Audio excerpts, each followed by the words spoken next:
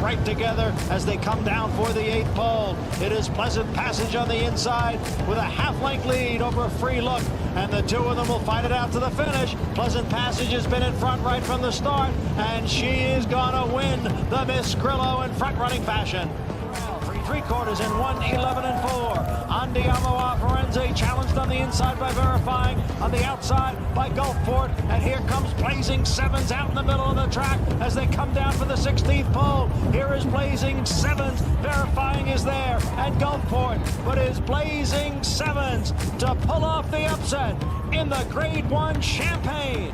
Blazing Sevens by 3 lengths. In the light blue, Chartage behind that, then comes Brave Sky, and now Belbeck in the light blue has just got to lead and goes ahead of GameStop. Brave Sky coming with those, it's just Belbeck who's won with Mika Barcelona for Fabra by about a neck or so, to in second position GameStop. Brave Sky was behind those in third place. It's a pretty close run thing for fourth between the green of Chartage and the blue and white striped jacket of Vicious Harry. Teeing away through, but Blue Rosen is 3 lengths clear at the end of the final 200 metres. Never-ending Story is in pursuit, but that's all they're going to do to this Blue Rosen. They can pursue all they like, but they're not catching her. She's home to win. Gantaran, Never-ending Story, Stormy Up and Breeze are behind those, and then Aspen Grove and Arden and Chalromi and Dandy Lease, and then came Wed.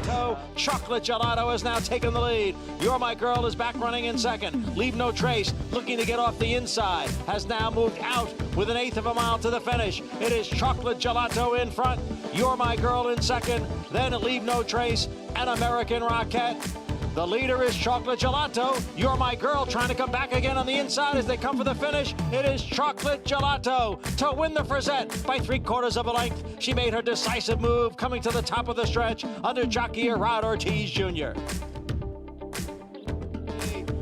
I'm Very Busy, force widest of all, but is coming on now.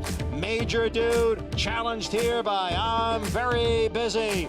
Major Dude on the inside and I'm Very Busy on the outside. And the two-year-olds hook up.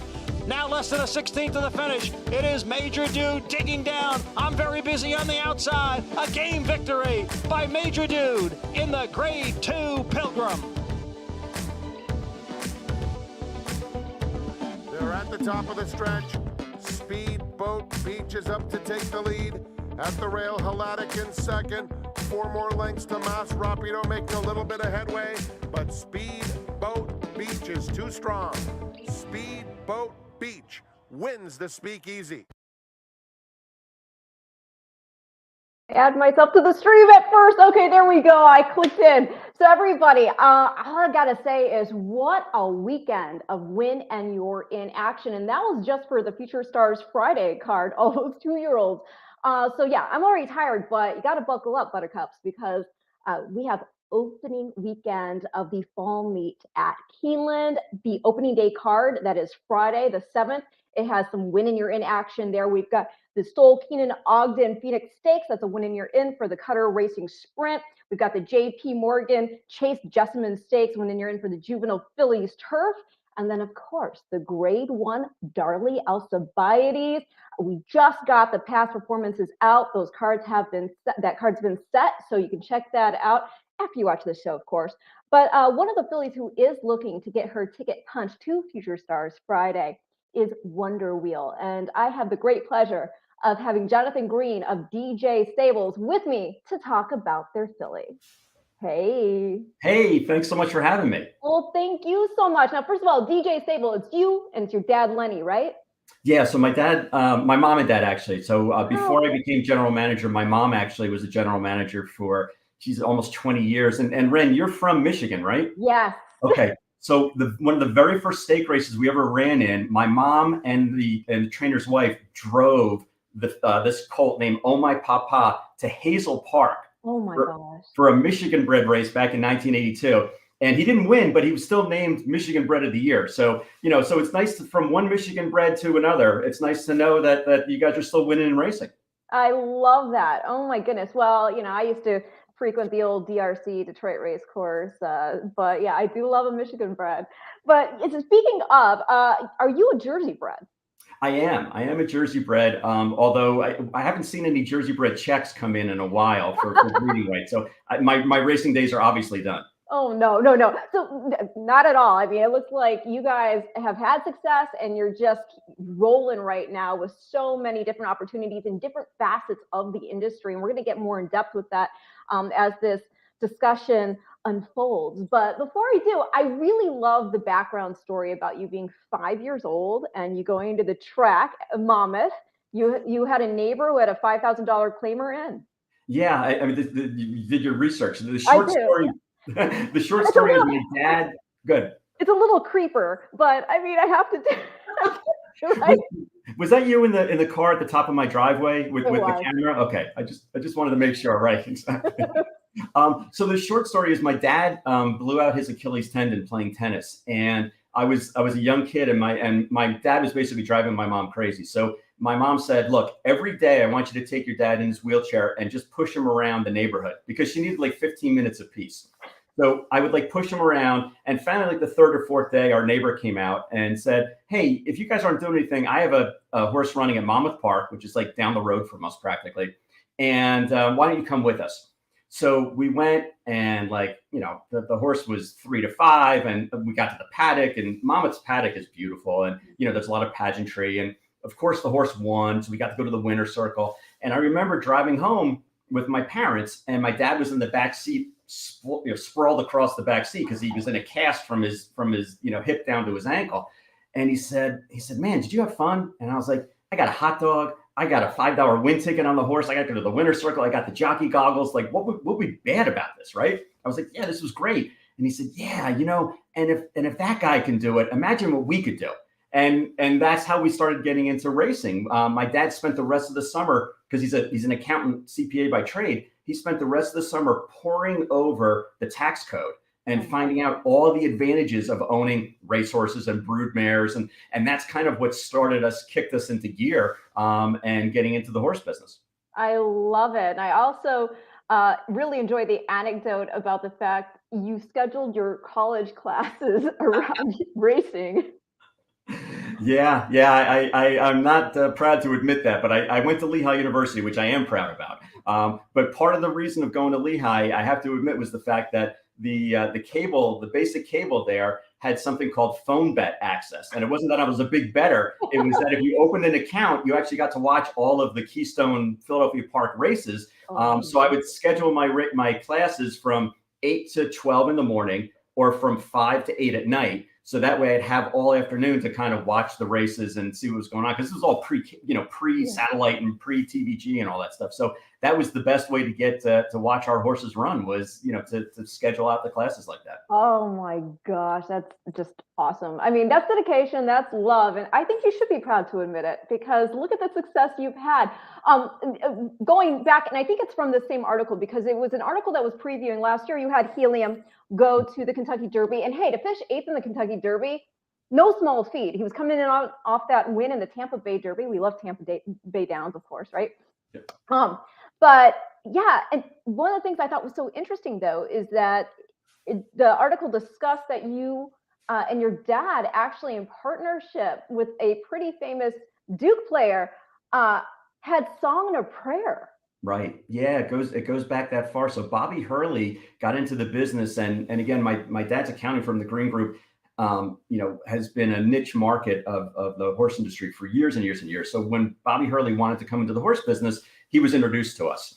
And I'll never forget, we were flying down to the Keeneland September sale and it was his first time at Keeneland. And I can remember sitting next to him on the plane, and he was really nervous. And I said, are you nervous about like walking around or raising your hand at the auction? And he said, no. He said, I haven't set foot in Kentucky since we hit that shot, the Leitner shot back, and we knocked, Kentucky out. He goes, I'm just afraid I'm going to get, run out of town. And he was really nervous about it. But it was a really great experience. And the people in Kentucky, they love basketball. So they had a lot of respect for Bobby. And they would joke around with him saying, well, at least you didn't bring Christian Leitner with you. If you brought him with you, then yeah, we would run you out of town. But I'll tell you one thing that I learned from Bobby Hurley. And that is he was around athletes his whole life. I mean, he was a top shelf athlete. He was a first round draft pick and started at point guard, not only for championship teams at Duke, but also in the NBA. And he was around athletes. So he understood like the fluidity of athletes and the ease of movement. And he couldn't tell you if a horse had long pasterns or an upright, shoulder or anything like that. But he could point out to you that horse is an athlete. And it was really an amazing study for me and understanding for me, because the very first sale he went to by himself, he picked out Song and a Prayer and Song and a Prayer running in the Derby. Now, he picked him out? He picked him out. He picked him out. The God's honest truth. He's the one that picked him out. Oh my gosh. We, of course, had our trainer go look at him afterwards. But in the Under Tack show, Bobby actually sat there for hours and hours like you do at an Under Tack show in Miami. And he picked out 3 or 4, and that was one of them. And that's amazing. Sure enough, we ended up buying it with him. And the horse won a couple of big races, Florida Derby, and then went into the Kentucky Derby. And I think he still holds like the fastest 6 furlongs in Kentucky Derby history, which doesn't mean anything at this point. Finished last, but we can say that we were in front for the first half of the race. But it really ran. What it really taught me is not only that you have to have new ideas and really go to the sales with an open mind, but also that you can learn something from anybody. And it doesn't matter how long they've been in the business or what aspect they've been in the business. Everyone has a story and everyone has a specialty, it seems like, in this industry. And if you're open-minded enough to think about it, you may stumble upon some information that you never had before. That's so profound, but it's one of those things that should be obvious, though, right? We shouldn't have these preconceived notions that you have to fit this certain dynamic to have insight on, X, Y, Z. We have different life experiences from which we can pull that might actually have that overlap. And as you said, for him to be able to really be able to pick out an athlete, and not only, for that to be the first horse he's ever picked out, that they get to the Kentucky Derby, that's amazing. But yeah, and we told him at the time, we were like, you should quit now. You should just get out of the business now. It's almost like when you hit the first trifecta you ever bet, get out then. Like, never come back, because you're never going to get to that level again. Or if you do, it's going to cost you an arm and a leg. Oh my gosh. Well, since the genesis of your interest in racing, going back to being that 5-year-old child to where you are now, give us the lay of the land of DJ Stables in terms of how many horses, how many races won, all of it. Yeah, it spans now 4 decades, if you can believe it. It's been a long run, and we've evolved over the years. We were primarily claiming an outfit for a number of years, and in the early 80s, we were third ranked in total wins, 83, 84, and 85. So DJ Stable, like, we literally would run a horse in the first race, it would get claimed, for 20,000, and then as we were walking out of the winner's circle, my dad and I would be looking in the racing form to see if we could find a $16,000 claimer and a $5,000 claimer to replace it that day. That's what we were trying to do. And we were winning a lot of races, but unfortunately they were all like lower claiming races. And it was fun because, like, we were winning at a 25% clip almost. Wow. Here, at Monmouth and Atlantic City and Garden State Racetrack. Tracks that aren't even around anymore. But we were like, kind of dominant in the claiming ranks, but didn't know what a stake race was, didn't know what black type meant, didn't really care about, the 8th race of the day. It was always the trifecta races were the ones we cared about, because that's where our horses were running. So we finally sat down when I got old enough and kind of in college, in the late 80s, my dad and mom and I sat down and said, we need to stop this hemorrhaging of money, because we're just throwing all this money into racing and we're not getting any value out of it. And we kind of took a step back and sold a lot of the horses, let them get claimed, didn't replace them, and figured out that, Ren, simple economics, it costs the same amount of money to keep a stake horse in oats and feed as it does a $5,000 claimer.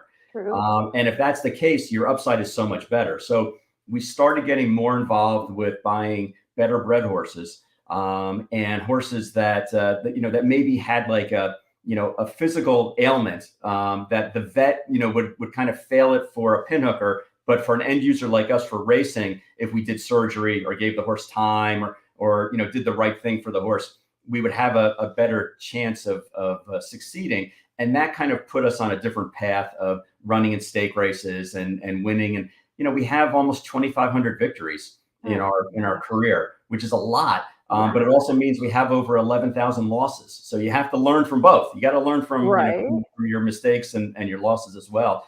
And over the years, again, because we've been working with so many other great outfits that became clients of ours, we've kind of cherry picked different ideas from various programs. And now, we're running, we have roughly 200 horses that are in our management. The majority ownership is us. We don't have a lot of partners on horses. And that's primarily because we're just jerks and difficult to deal with. So but we like to do it our own way.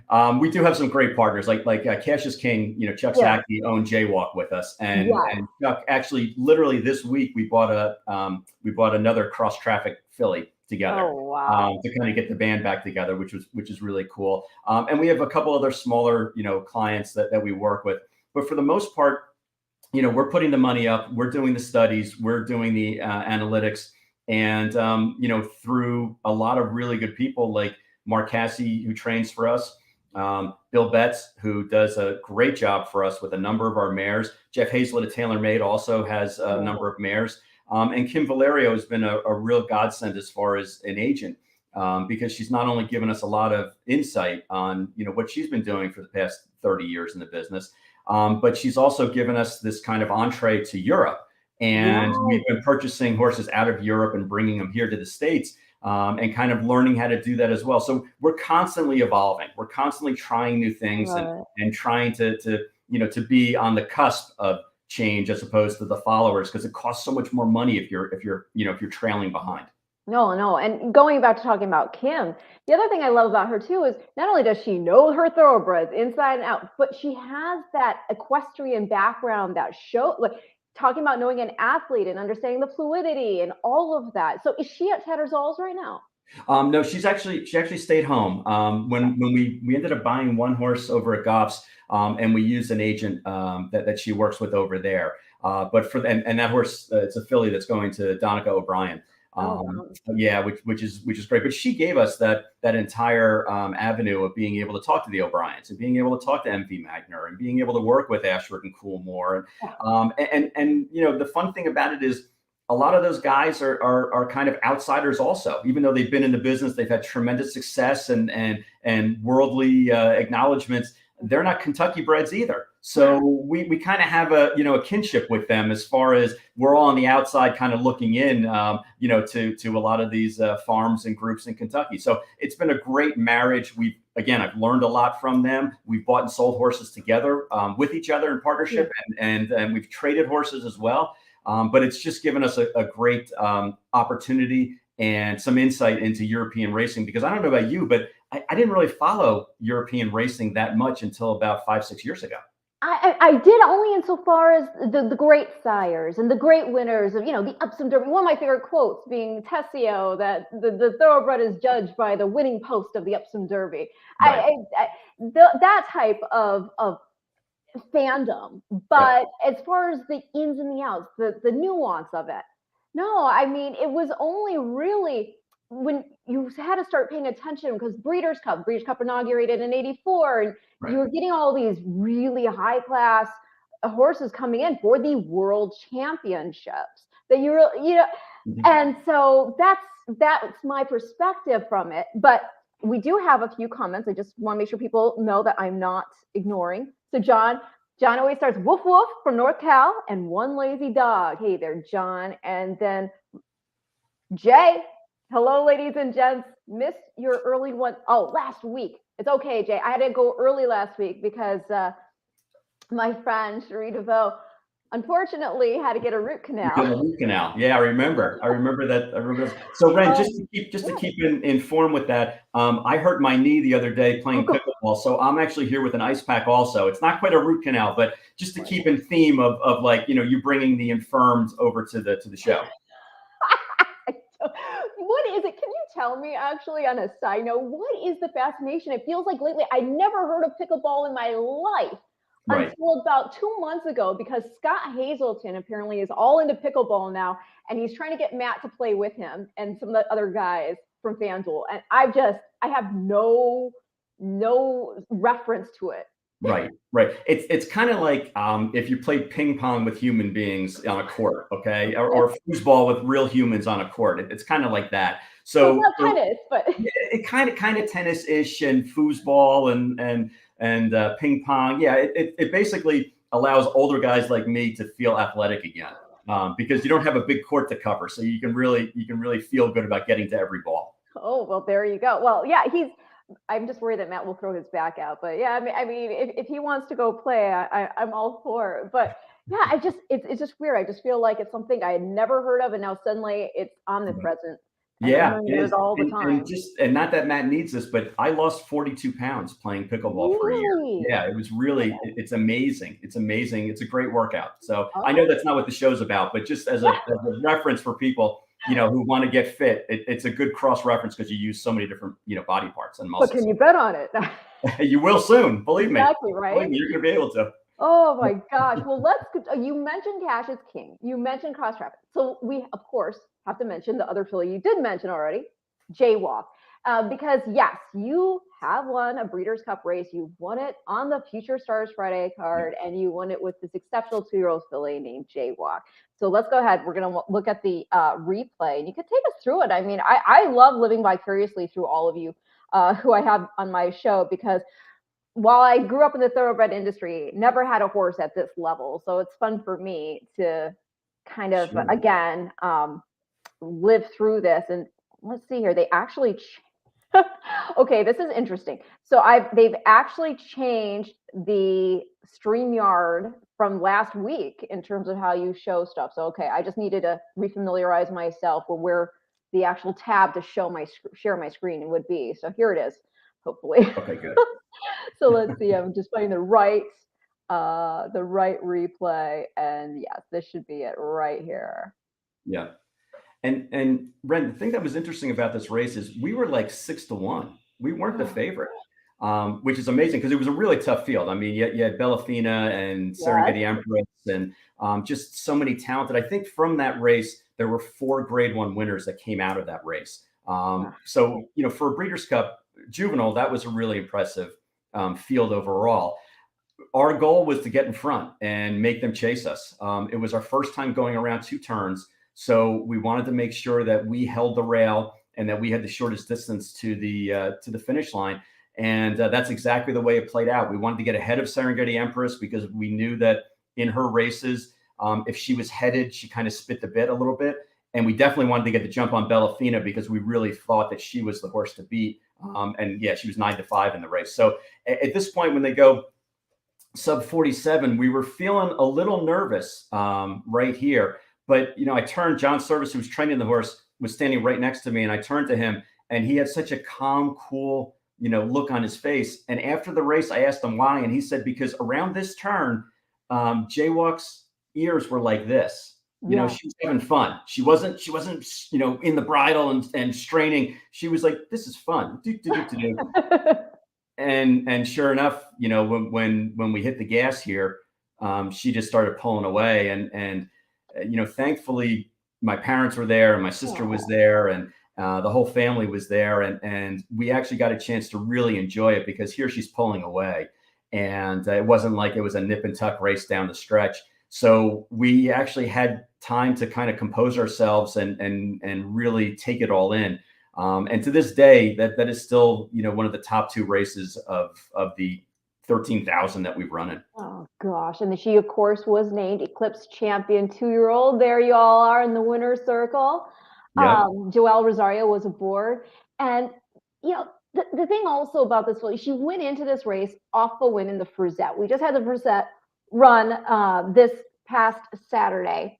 Or wait, was it Sunday? Yeah, Sunday. Yep. I gotta get my days straight here. And wait, incidentally, this guy right here gave us so much Tito's after the win. It was like we were embarrassed. We were driving home with like cases and cases of Tito's. That's the other thing I remember from that race. But anyway, go ahead. No, that's awesome. I gotta tell you, it's actually really funny. So I'm so sorry, I can't think of his first name right now, but he was part of the Hawthorne Horse Players handicapping tournament that I was co-hosting a couple of years back with with my guy Jim Miller, and he was part of the. He was one of the players in the Horse Players, and he had that whole suit. I mean, it's a lifestyle, right? It is. And we were joking with him about, hey, do you think I can get one made? And he goes, I have this, I have the vest, I have the underwear, I got Tito's everywhere on me. And we were like, okay, that's too much.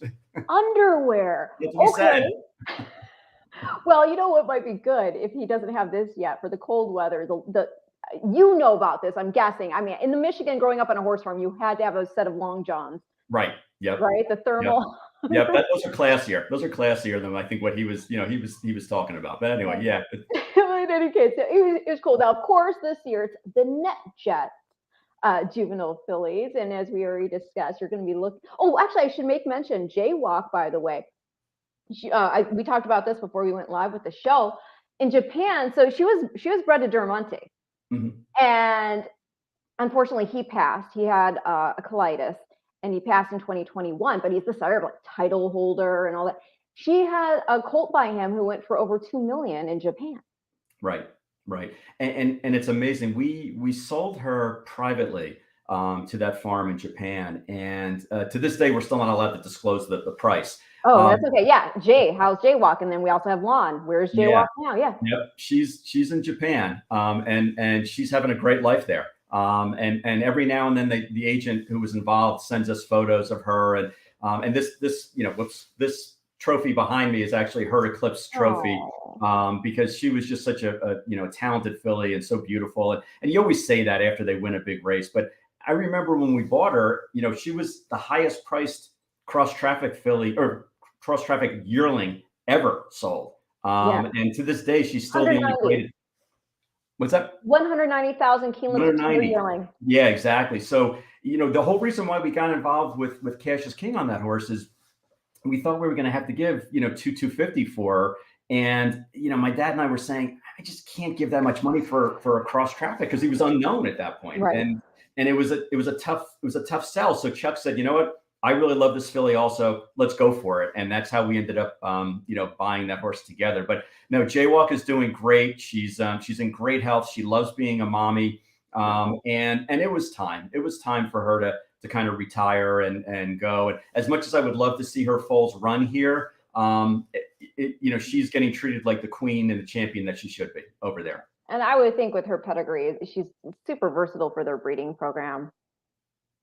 No question about it. And she's going to be bred to the top stallions there. She's going to be given every opportunity possible to succeed. And again, as an owner, that's all you can hope for is that it's almost like being a proud parent. All you can do is hope that your kid gets into a good college. And then what they do after that is up to them. And we got her into this program, that Japan has. Well, because you are involved in basically every aspect of the industry, can you speak to our viewers who maybe are just watching from the outside about how important it is not only to have and rewarding to not only pick out a top class horse, but one who is a grade 1 winner at 2 years old in particular?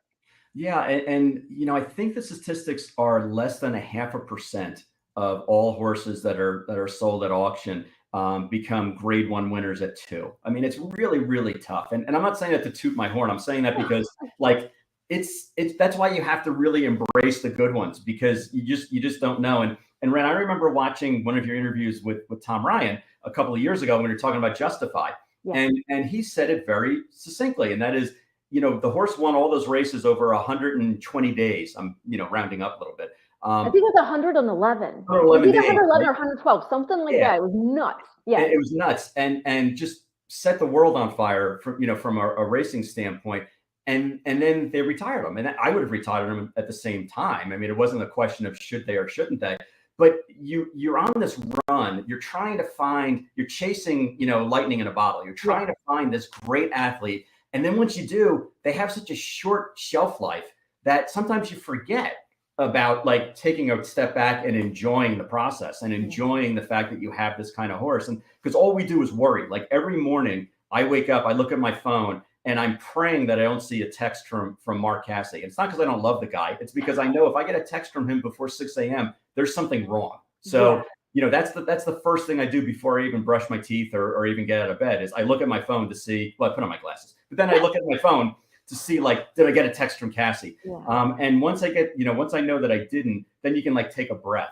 And it's that kind of a business because they are so fragile. So I would just say that you have to enjoy the ride. And that's why with Helium a couple of years ago, or was it a couple of years? Yeah, a couple of years ago.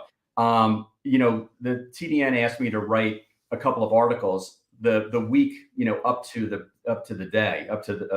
Kentucky Derby Day. And it was so much fun doing that because to chronicle the experience and the enjoyment of it and just being able to like talk to other people about what goes on. And then Ren, to be able to describe to people when you make the walk and you do the walk from the barn area all the way around the racetrack, to the paddock. And you just hear, waves and waves of people cheering, and they're not necessarily cheering for you or for your specific horse, but I mean, that's just such a high that you can't explain to people. But that's what we're all chasing. We're all chasing the opportunity to be in that kind of a race or a Breeders' Cup or an Oaks or, or some kind of grade 1 race. Because if you're not, and you're owning horses, then you shouldn't try to go for that level. That's okay. But if that's not what's going to float your boat, then yeah, stay in the claiming ranks and win those races. And that's the meat and potatoes of the industry. But you seem to love every level of racing. Yeah. Yeah. Well, how did you, I mean, talking about enjoying that moment, going back to Jaywalk, do you remember how you celebrated afterward? I do, actually. It's funny because we got into the interview room. They rushed us from the winner's circle into the interview room afterwards. And I'm, I was a journalism communications major, so I'm used to this kind of stuff. And my dad, who does a lot of public speaking also, has a serious stutter. And it usually doesn't come out unless he's like very nervous or very overwhelmed with emotion. And I remember he and I were sitting at the table, the press table with John Service, and I kept trying to deflect questions to him, and he just kept kind of shaking his head. And it was because he was so emotional that we got to that race and we won. And he was just overwhelmed. So we actually ended up going back to the hotel and like eating in his room. Like we got room service, eating in his room, because it was we wanted to have it as a family. We wanted to enjoy it as a family. And we were still overwhelmed. The next day when we flew home, we were still kind of overwhelmed about it. But I remember walking out of Churchill Downs and people coming up to us and congratulating us. Like just fans, just random people, coming up and asking, for pictures and stuff like that. And that was really cool. And it wasn't cool because it was like, hey, people want my autograph. They don't, they don't know who I am. They just know that I was there standing next to the horse. But they genuinely wanted to have a story to tell about being, rubbing elbows with the winner of the Breeders' Cup or the winner of one of those big races. And in Kentucky, as you know, I mean, that's the lifeblood of the industry. People love that stuff. So for 5 minutes, I was a rock star, and then people forgot about me again. Well, I'm hoping you at least got you would have been eating there, but I hope the food was fabulous at the Eclipse Awards dinner where you got your trophy. It really was. And that's another experience, life experience that I didn't expect. We thought we were going to win, but it was also the tide was turning where people were, taking a lot more stock in these turf horses that were winning races. And Chad Brown and Clarovich had a filly that was undefeated and ran. I think she won by even more lengths than we did. Was that newspaper of record? It was newspaper of record. Exactly right. And I remember being interviewed a couple of times and trying to like stop myself to like about gushing over newspaper of record because I was like, we still have to win this Eclipse. But I was allowed to tell a funny story, when we won the Eclipse. And Ren, like when you go up there, they literally tell you have 90 seconds and your heart's beating and you're overwhelmed and you look out and it's all the people who you're, in the industry with. And you win and you're holding this trophy and you have 90 seconds and you think 90 seconds is like, a minute and a half. I can say a lot in a minute and a half, but the first 20 seconds of it, your heart's out of your chest and you're like trying to like just get your bearings a little bit. Oh man! But it was really a great experience and I'm ready to do it again. So I love it. No, I love it. And you are ready to do it again because Lon, says, hey, Mr. Green, do you own runners at this present moment? Yes, lots. And we're going to get into talking now more about a filly that you're hoping can recreate that same type of excitement and buzz and hopefully get you to the big dance on Future Stars Friday. And I'm talking about Wonder Wheel. She's already a stakes winner. She won the debutante at Churchill. We're going to show that replay in a minute. Then she was second to Leave No Trace in the grade 1 spin away. So already stakes winner, already again, grade 1 place. So that's got to feel pretty good, but I'm sure you want more. Absolutely. And Ren, as silly as it sounds, the spin away, I mean, it's a grade 1. It's a grade 1 at Saratoga. It's a resume builder. That wasn't the important race for us. We weren't cranking her up to try to get her to win going 7/8. The important races are coming up right now. It's the Alcibiades and hopefully the one after that. I'm not going to, it's almost like Voldemort. I'm not going to say the name because I don't want to. Well, thankfully, I'm not superstitious at all. People always, I know, I'm sorry if you've watched this show and you've heard me say this a gazillion times already. But yeah, some people still, if they've never tuned in, they're like, why are your horseshoes upside down? I'm like, because it looks better that way because there are 2 of them. Right. And I'm not superstitious. So right. Well, for you, all the luck runs to your daughter then, right? That's exactly. That works. But well, those are actually dialed in shoes for anybody who's curious. Wow. So fresh off the presses right here, we have the entries for the grade 1 Darley Alcibiades. Again, winning you're in for the NetJets Juvenile Fillies. Wonder Wheel apparently is drawn the rail. How do you feel about that? Yeah, when we heard there were going to be more than a dozen horses in the race, I kind of, prayed to the racing gods, don't let us be 10, 11, 12, or 13 like that. In this, Keeneland has such a short stretch right into the first turn that if you don't have a horse with tremendous speed, you're going to get hung out to dry into the first turn. So I'm glad in that sense that we weren't on the way outside. Wonder Wheel, more so than any other horse that we've had at this level. She's so versatile. I was just about to say that, but I'll let you talk about your own horse. But yeah, you look at these PPs, you go pull these PPs up and you're like, girlfriend can do whatever you really need her to do. Yeah, that's one of the nice things. And she's got a great mind. Like she's very just relaxed. So as you know, as the stakes get higher, the competition gets better and you feel the tension. I mean, it's palpable at these races. She could care less. It's just another day at the office for her. She's got a great mind. But yeah, as far as her races go, her first race, she was like 5 or 6 lengths off the pace and went ahead and made a big run and won at Churchill. And she wasn't getting any help up front. I mean, they went the half in 46-3. Yeah, they were going slow. They were timing that race with the sundial, as we say. They were not a fast pace. And then for steal that from you, I think. That could be my retirement plan. I'll get $1 for every time somebody says that, right? Yeah, you get your royalties. Exactly. And then for the debutante, we looked at the race and Tyler Gaffleone, who won on her first time out, the night before said to Mark Cassey, I don't care what anybody else does in the race. I'm going to the front. And Mark was like, Tyler, you can't, you shouldn't make that kind of a decision already. There's a lot of speed and nobody had run more than 6 furlongs before. So there was like all these speed balls. And sure enough, he went right to the front and played Catch Me If You Can, and nobody did. And she kind of drew off. Well, we have that replay right here. Let's see here. I'm going to make sure I have the right one, of course. Let's see here. Churchill Downs replay. Boom. Let's take a look at it. And you take us through it. Well, basically, I mean, it's an easy race to call. She broke right in front. You can see Tyler moving his hands to get her right to the front. And we were trying to get in front of the favorite. If you can believe it, we weren't the favorite in the race. There was an 8-5 shot. Yeah. Okay. Right on the outside. But we wanted to make sure that we were in front because our collective thought process was let's make the other horses show if they have class. And it's not that the 7, was a classless horse. It's that second race of their careers, they need to step up because all these horses the first time out went right to the front and kept going basically. So we wanted to kind of, hopefully break their hearts early.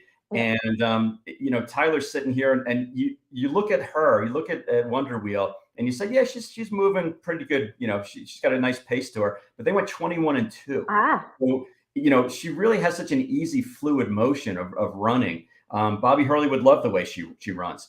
And she's still, as you can see on that kind of hop step, she's still a little green. She still, doesn't really know what's going on, and is kind of learning as you go. But Tyler said, I didn't want to hit her because I didn't want to throw her off the rhythm that she had. And he just hand rode her right to the front, and she just kept exploding. So, he was even more confident than we were in the race, which was really cool. When you have a rider that believes in your horse that much, it really gives you a sense of tremendous, encouragement.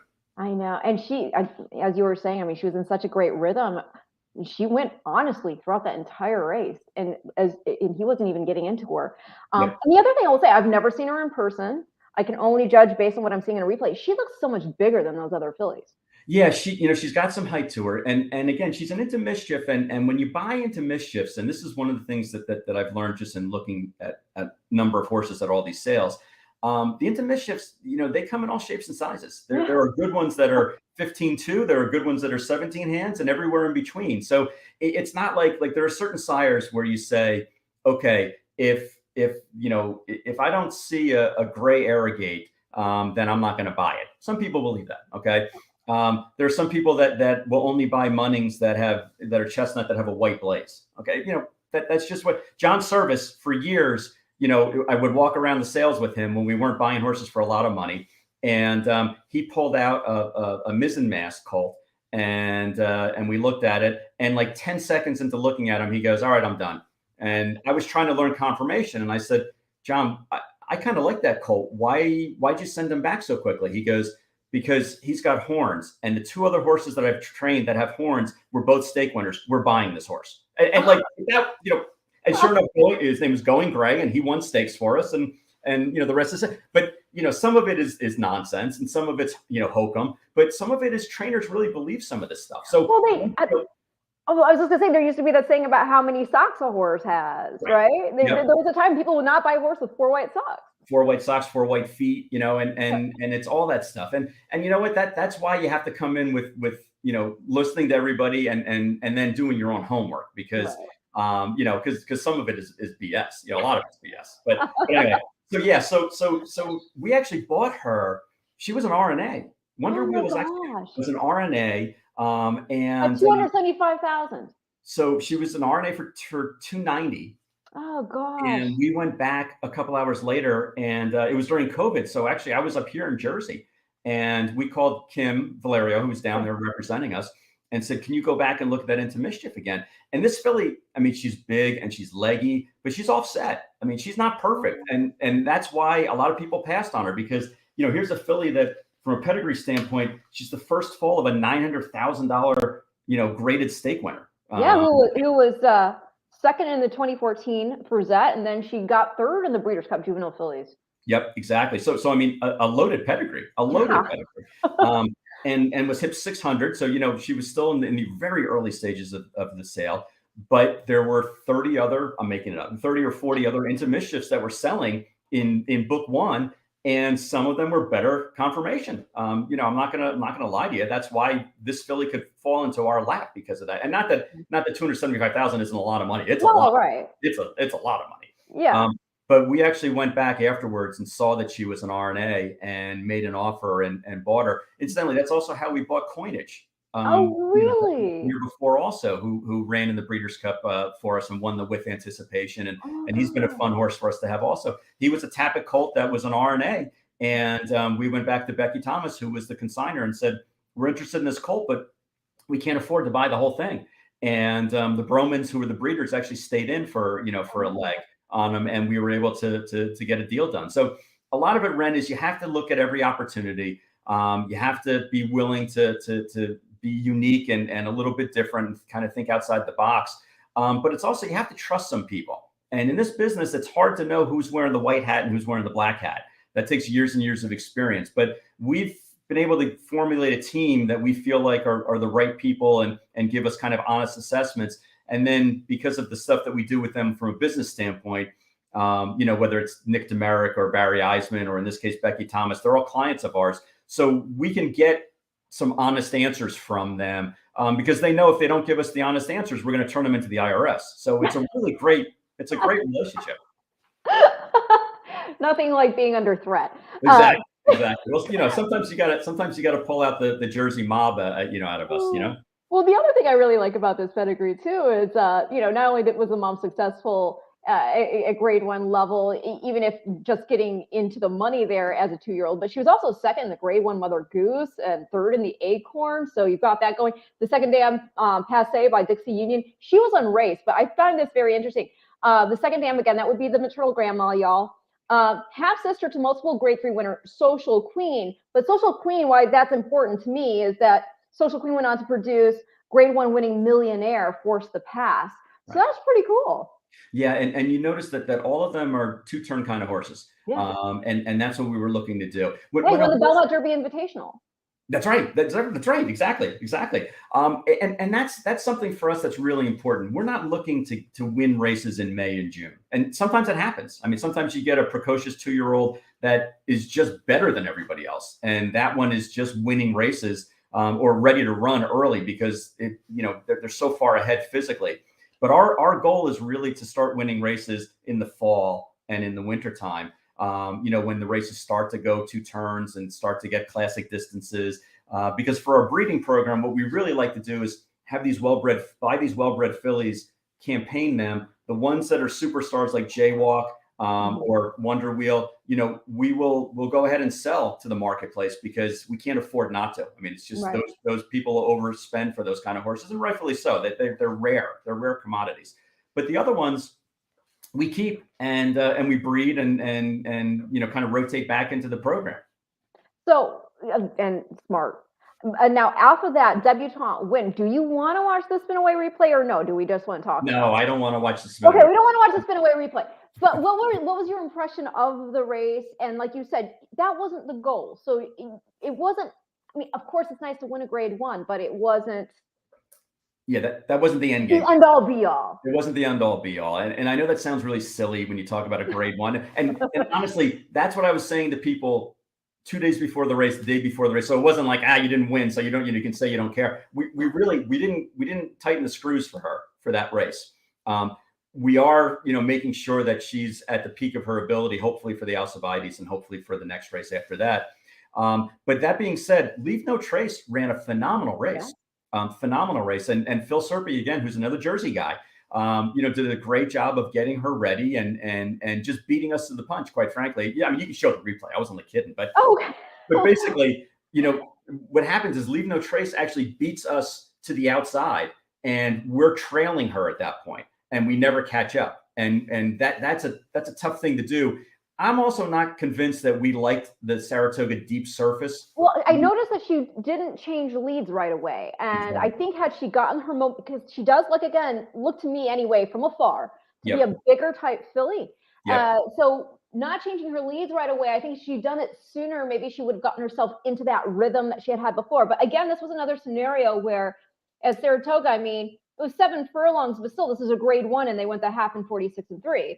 Right. Yeah, exactly. So it was a little bit stacked against her. But that being said, we've always known that this filly is going to prefer a mile and 16th, 2 turns, definitely. Because you can see once she gets into rhythm, she's like a machine. And we, you talk about not that she's as good as Secretariat or Ruffian, but you talk about when you see those kind of horses on the racetrack and just the consistent rhythm that they have, there's you want them to get into it as soon as possible.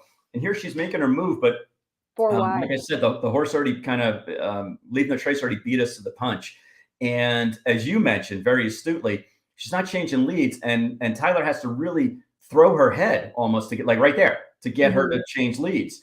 And that's tough to do to try to make up ground while you're spinning your wheels a little bit. Yes. And I do love, you see that she's still getting that head down. She still wants to go. She doesn't look like a horse is like, okay, I'm done. Because a lot of times these 2-year-old fillies, and even with the colts, but the fillies can be kind of emotional. Sure. And once they get headed, they kind of just are like, okay, I guess I'm done. Or they can sense maybe from the jockey that they're not in it to win it anymore. They'll start to withdraw a bit, but she was down in it the entire way. And I think that's very encouraging. Again, and Leave No Trace, we just saw her run 3rd in the Frizette, and Frank's Rockette was in this race, right? Ren, I was going to say to you, actually, the most impressive filly in that race in the spinaway, it was American Rockette, American Rockette, right? The half sister to Frank's Rockette, yeah, American Rockette, and take nothing away from Leave No Trace or Wonder Wheel or Kaling, who finished first, second, or third respectively in that race. That filly, when you watch the replay, she breaks and makes like a right turn, and like she's going to the parking lot. Right. And then, is 20 lengths behind. And I think she only lost by like, what was it, 3 lengths to us. And she gave everything she could. Yes. And she ended up running, I think, 4th in the Frizette. But we had that. I mean, that track was. It was so sloppy. It was not indicative to what, those horses can do.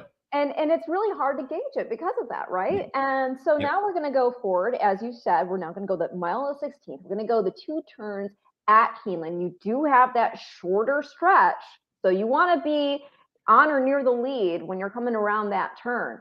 When you're looking, and again, I'm sorry to put you on the spot because these just came out. When you did your first glance through the field, what were your impressions? Yeah, number one, I didn't expect to have 14 horses in the race. Historically, for the Alcibiades, you get 8, 9, 10 maybe in that race. And I think part of the reason is because the Breeders' Cup. Oh shit, I said it. Because the next race. Don't give it power. Don't give the superstition power. Okay. I'm gonna throw some salt over my shoulder. All right. So I think because the big races are being run at Keeneland this year, a lot of people are gravitating to run at Keeneland. And there were only 6 horses in the Frizette. And I know part of it was because of the rain, but part of it also was because I see a lot of these New York races and Eastern-based trainers bringing horses to Keeneland for the Alcibiades. So that's why that surprised me, because all going through it when we're talking to the racing office and the jocks agents and stuff, it was like, yeah, there's going to be 8, maybe 9. Yeah, there's going to be, 8, maybe not. That's kind of, and then all of a sudden, Mark texted me around 2:00. We pulled the 1, and I was like, oh, 1 out of 8's not bad. And he said, no, 1 out of 14. And I was like, so you get a little worried. But, Ren, there's only like a handful of horses. I think there's 4 horses in the race that have run 2 turns. Yeah. 2 of them ran 2 turns on the turf, and they've never run on the dirt before. So, I'm not discounting them. I'm just saying that they have a lot to prove also. And of course, when you come into a race like the Alcibiades, all of us have something to prove. Very few of us have gone 2 turns. Very few of us have run in grade 1s. Some of them have new jockeys. Some of them have only broken their maiden, and they're kind of taking the next step up with kind of a hope and a prayer that they'll get enough points to get into the next race.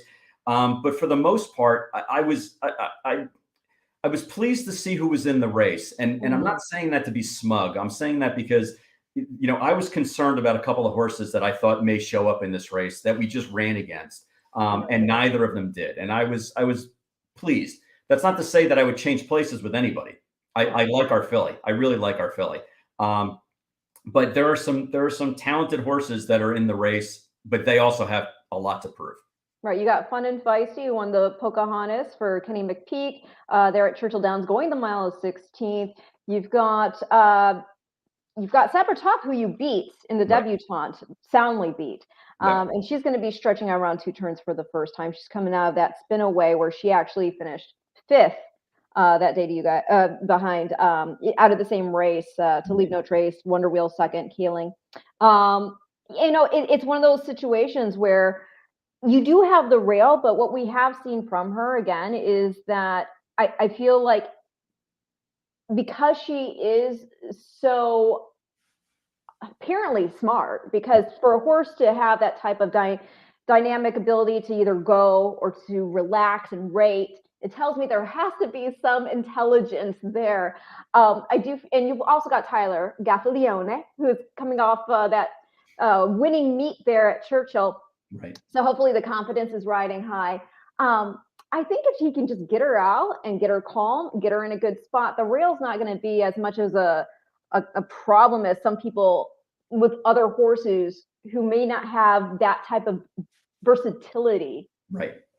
Yep. And I think with a race like this also, you have to look at pedigrees. And I know that if there's anybody in the industry that I respect about, more about pedigrees, I haven't met her. It's you. I mean, you're so much out there as far as as far as, pedigrees and understanding, what works and what doesn't. When you look at this race and you see a couple of Curlins and a Nyquist and a Justify, and horses that really should, gravitate to 2 turns. And this is where they start to step up. This is the kind of race that it really, you start to see the cream of the crop rise.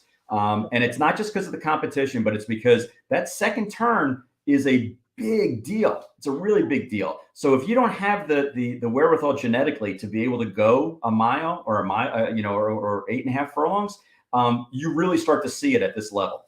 Yeah.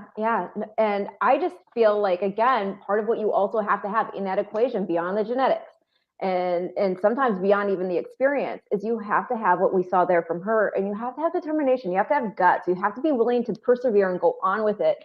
And sometimes, again, horses just get discouraged. And this is part of the equation. That's, I think, what separates the men from the boys or the mares from the fillies, or whatever, however you want to do the saying where it would fit the horses. But are you going to be there? You are going to be there in person, right? We are going to be there in person. Actually, it's silly as it sounds. We have rooting interests in 4 of the races running at Keeneland. We have a homebred of ours, an Uncle Mo named Mobster, who's running in the 6th. Okay.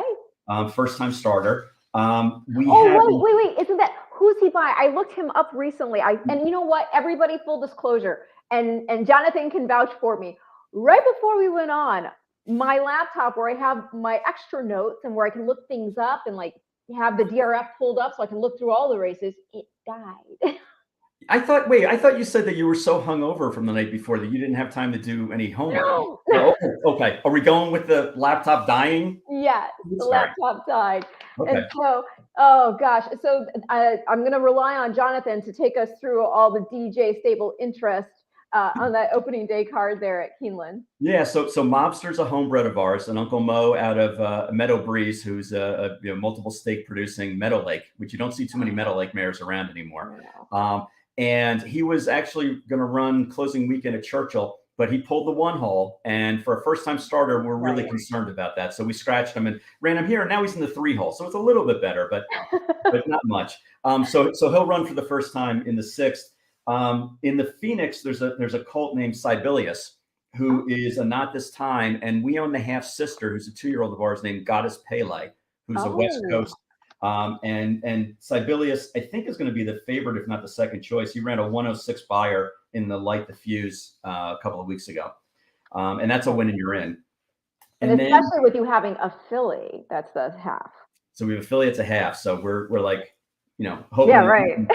And then in the Jessamine, our homebred of ours named Towhead that we sold as a yearling to Deuce Greathouse, and that's a Malibu Moon out of one of our mares, Smartly Agrees, and she's a maiden, if you can believe it, and in this race, but she won 1 race and got taken down, and she's never been off the board at her 5 starts. So so she's got a shot also, and then of course that kind of afterthought Wonder Wheel that's running. Yeah, so afterthought. We're going down for the other races. Do you know one of the things I did find that was interesting here with the entries is, correct me if I'm wrong, but I feel like Raging Sea, because I did a pedigree write-up for both all the winning you're in races at Belmont at the Big A, for the juveniles anyway.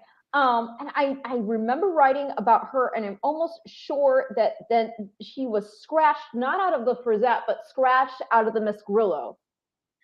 Yeah, I think you're right. And I don't remember why. Well, I think because of either they want her to go in here on the dirt because the 1 star she has been the 7 furlong main special weight win at Saratoga. Mm-hmm. But I do wonder if maybe I guess it's 2 things, right? Either they want to keep her on the dirt and see if we can get in a win and you're in into the NetJets Juvenile Fillies, or did they feel that the ground came up a little less than firm there for the Miss Grillo with the rain that they got, and scratch her for that reason from trying to turf for the first time? Right. And I noticed there were a couple of fillies that are running in this race being the Alcibiades, that are turf horses or proven turf horses, and they would have been one of the favorites in the Jessamine. So, I wondered why Zygera if I'm saying her name right, the Nyquist filly who won very impressively at Saratoga last time out. This is her first start on the dirt. She crushed 5 3/4 lengths. Yeah, and you wonder like why not the Jessamine? Because if she doesn't hit the board in the Alcibiades, she's not going to have enough points to get in. She doesn't have any points, so she's not going to have enough points to get in for the turf juvenile filly race. So they must see something. I'm not saying that it's a decision I would or wouldn't have made, but it's an interesting decision because they're basically saying we're pinning our hopes on her hitting the board in the Alcibiades and then running in the Breeders' Cup juvenile filly, where if she ran in the Jessamine, she would be in my estimation, she'd be the favorite there. And then, it'd be a lot easier path for her to get to the Breeders' Cup. Well, right here outside with Joelle for Brad Cox, you got Chop, 2 for 2 on the turf. She's coming off a win over Yielding Ground in the juvenile fillies at Kentucky Downs. Right. And she beat Towhead. Yeah. And that's, who I think is going to be one of the favorites. Yeah. So there's an interesting, kind of play here that people are going to. And again, they're migrating more to the Alcibiades. I said to Mark this morning when he told me there were, 14 horses in the race, I said, well, I guess we didn't scare anybody off. So, obviously that's not the case. And that's why this game keeps you so humble because we're going to go into the race and maybe we're going to be, first or second choice, which is a wonderful position to be in. But they're still young horses. They're still horses, and they're all getting, exposed to new experiences. So you have to see what you do. I mean, that's for sure. But I love what you had said earlier about how Wonder Wheel doesn't seem to get bothered by the commotion that the racetrack brings with it in the afternoon. Again, that's Wonder Wheel DJ Stable, Mark Cassidy, your trainer, Tyler Gaglione as your jock. And I actually, for those who are wondering why I'm saying it that way, that's how his name's actually pronounced. It is. I checked with him. I confirmed with him. Because as I've said on previous shows, my maiden name is Hakeem, and everybody used to say Hakam, because that's what it kind of looks like, right? and so, it's like a pet peeve of mine. And I don't feel like somebody needs to just dumb down how to say their name so other people can pronounce it the way they want. Yep. So I think that's true. I think that's good. Sorry, go ahead. I was going to say, but you went with Ren instead of Renee. So obviously you are dumbing it down for some of us. Well, no, I just prefer that personally. Sorry, Mom. Because, it's just one of those things. I mean, if you're working with horses and your name's Renee, it just opens it up to like Renee. And also Ren sounds edgier. And I feel like it does sound edgier. It really does. Yeah, no, absolutely. We do have some more comments here. Lon again says, hey, Mr. Green. Oh, wait. No, we already did that one. He had another question for you. I'll get to that. This is actually my mom right here. Dorothy. No way. Dorothy Hakeem. That's Jonathan, great. You're a great speaker. You belong on social media. Well, you had a podcast with the Thoroughbred Daily News for quite a while, yeah? Thank you so much. And one of the reasons why I got out of the podcast industry was because of your daughter, because she's so good. We kept going up against her after 3 years. I said, enough. I'm calling it quits. But thank you. Thank you for the compliment. I do really appreciate it. It's really fun. Good. Well, tell us though, because gosh, I'm going to keep you over. I'm sorry, because this is I'm fun for me. This is really fun. I love because a lot of times we speak with somebody and there's a definite one single focus of the conversation. Here you wear so many hats within the industry. I think it's kind of fun to touch upon a lot of different things. They're interconnected with you and your stable. But you're involved in racing in many different ways outside of DJ Stable. Can you elaborate? Yeah, and I was on the podcast on the Writers' Room for 3 years. With Joe Bianca and Bill Finley and a cast of other knucklehead characters and we really enjoyed it. We had a great time, and we did it all through COVID. So we had to figure out the technology and how to work it all in. And I'm really proud of the 3 years that we put into it, because there was a lot of wonderful topics that we got to discuss in great length. And I was able to kind of utilize that platform to get onto a couple of boards. And Ren, one of the things that is really near and dear to my heart, and we talked about it a little bit before about knowing the good guys from the bad guys in the industry, is that it's really hard to be a Boy Scout in this business. And we try to do things the right way. And we try to employ trainers that do things the right way, that don't have, hardly any, if any, test positives. I can say out of all the thousands and thousands of races that we've ever run in, we've never had a horse test positive. And it's not because we're really good at sneaking. It's because we just don't take the edge. And I come from a highly regulated industry. I was a certified financial planner. My dad is a CPA, another highly regulated industry. The horse industry has very little regulation up until this year. And I was able to use the podcast as a sounding board to be able to talk about why it's so important for the future of the industry, for my kids in the industry, for your daughter in the industry, if they're going to come into it, that we're not going to have an industry anymore if we continue to take shortcuts and do the wrong thing by the athletes and the wrong thing by the people they're trying to get into the business. So it was kind of a great opportunity for me. Sue Finley gave me the opportunity to be on the show. I think the guys and I really had a good time doing it. And we got up to the point where we had like 60,000 downloads every week, which was great. And at that point I said, okay, I'm going to use this. Now that I have my message out there, people know who I am. I'm going to use this to go on various boards. I was fortunate enough to be elected onto the New York Owners Board, NYTHA. Joe Orsino, who's a dear friend of mine, who's the president of the Florida Horsemen's Association, got me onto the board for Florida. And then I ran and successfully got onto the board of the Breeders' Cup. And I know for a fact I would not have that kind of a following and exposure if it wasn't for the podcast. And I'm eternally grateful. Unfortunately, what it did, though, was now that I'm on the board with, trying to get things done, and I'm also helping with HISA to try to get their act, together and try to get that moving forward in the industry. I felt like I didn't have time to do the podcast to the extent. And Ren, how many hours and hours you have to put into it to make it a good show. It's not just that you sit here and you're a talking head, although you could do that. You can get away with that. You really have to do hours and hours of research. And I wanted to put my energies into making this a more safer, better, stronger industry than where I came in. Well, I love it. If the podcast was going to end, at least it's because instead of talking about what we could possibly do, you're now trying to enact it. You're trying to bring it to fruition. What do you think the best thing is that racing gets right? I really think that we have to continue to do a better job of regulating the trainers and the veterinarians and the owners for that matter. I've spoken before about right now, if a horse tests positive, the trainer takes the fall.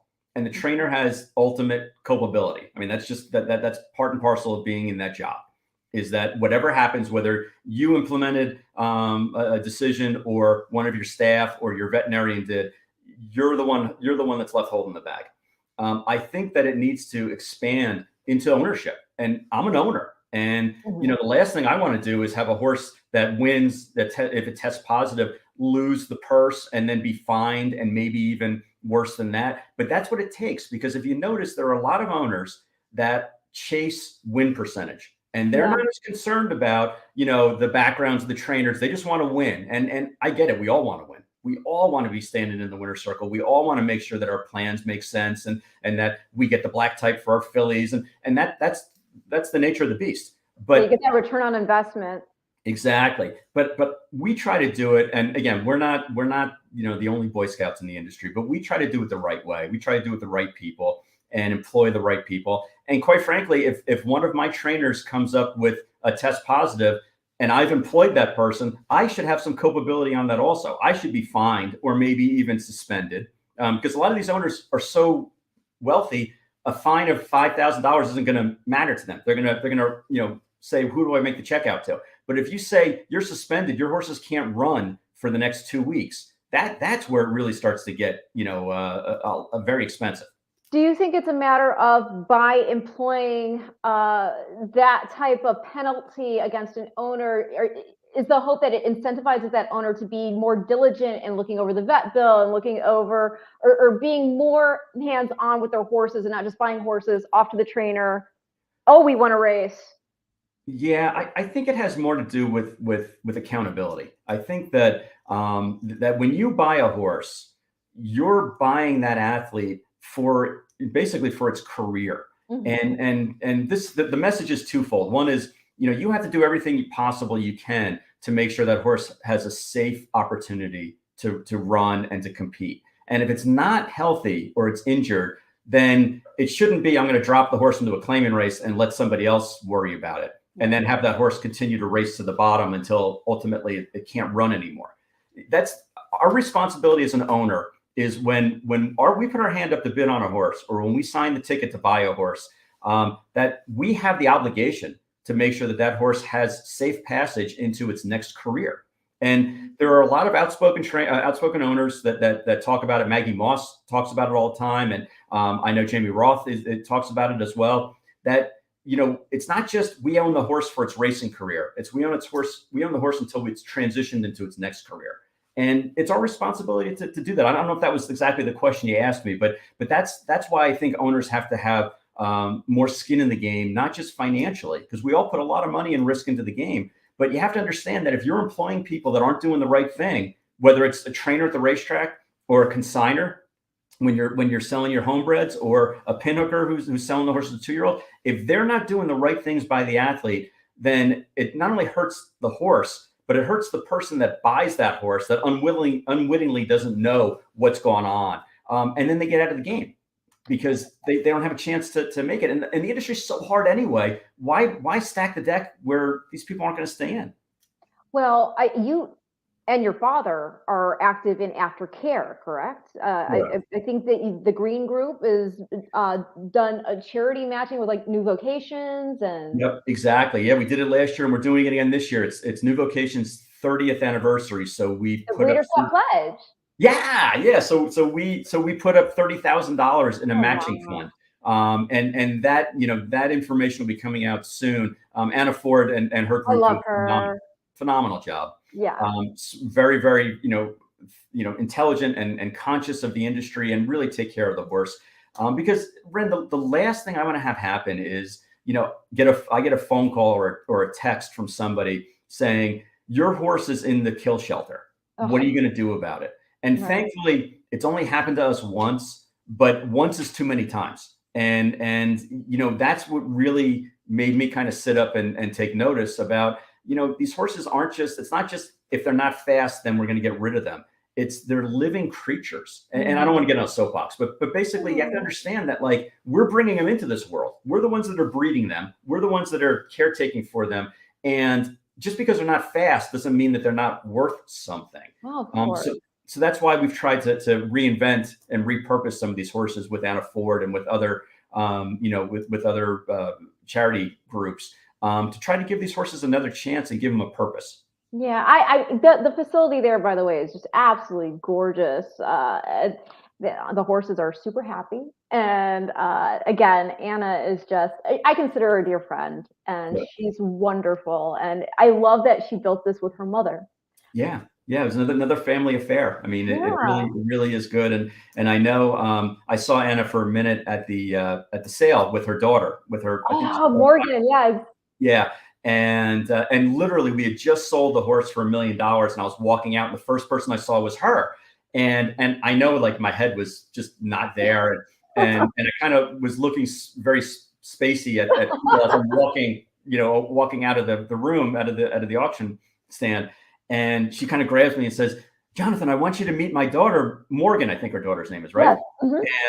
And I kind of looked at Morgan, and Morgan looked at me and looked at her mom like, oh my God, who is this freak? Like he's got this like faraway stare.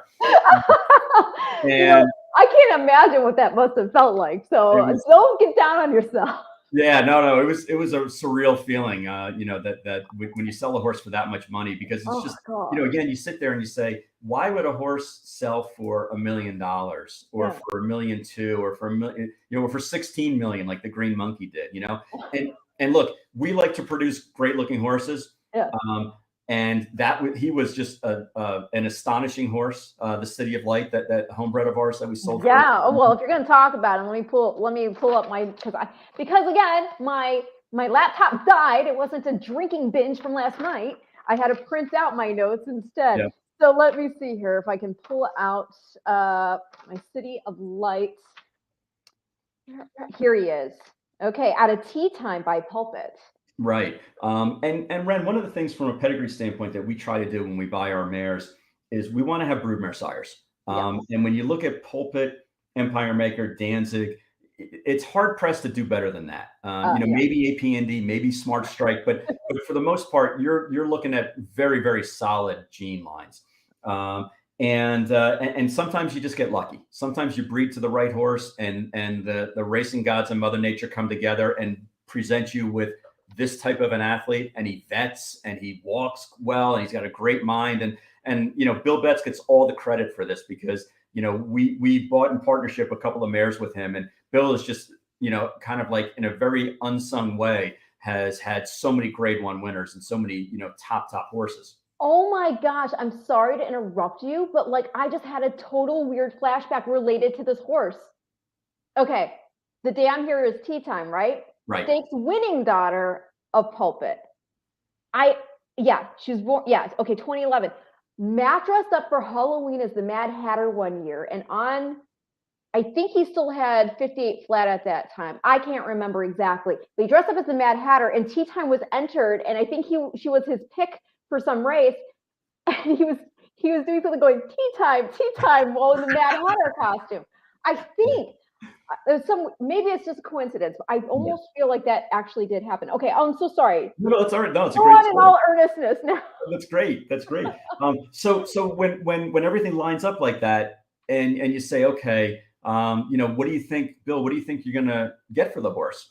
And Bill, who's as conservative as any person I've ever met, usually says, well, I think the horse will bring 100 and it brings 200. Or, well, I think there's 6 people that really like it.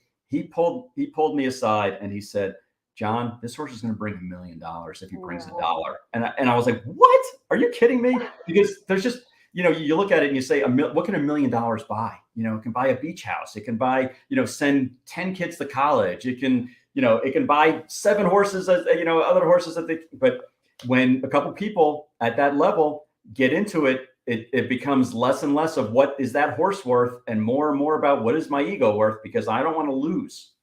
Yeah, no. And I mean, I got to give a shout out. Also, you mentioned the Sire City of Light is a Breeders' Cup champion, won the dirt mile. But in addition to the Pegasus World Cup Invitational, that's no small feat.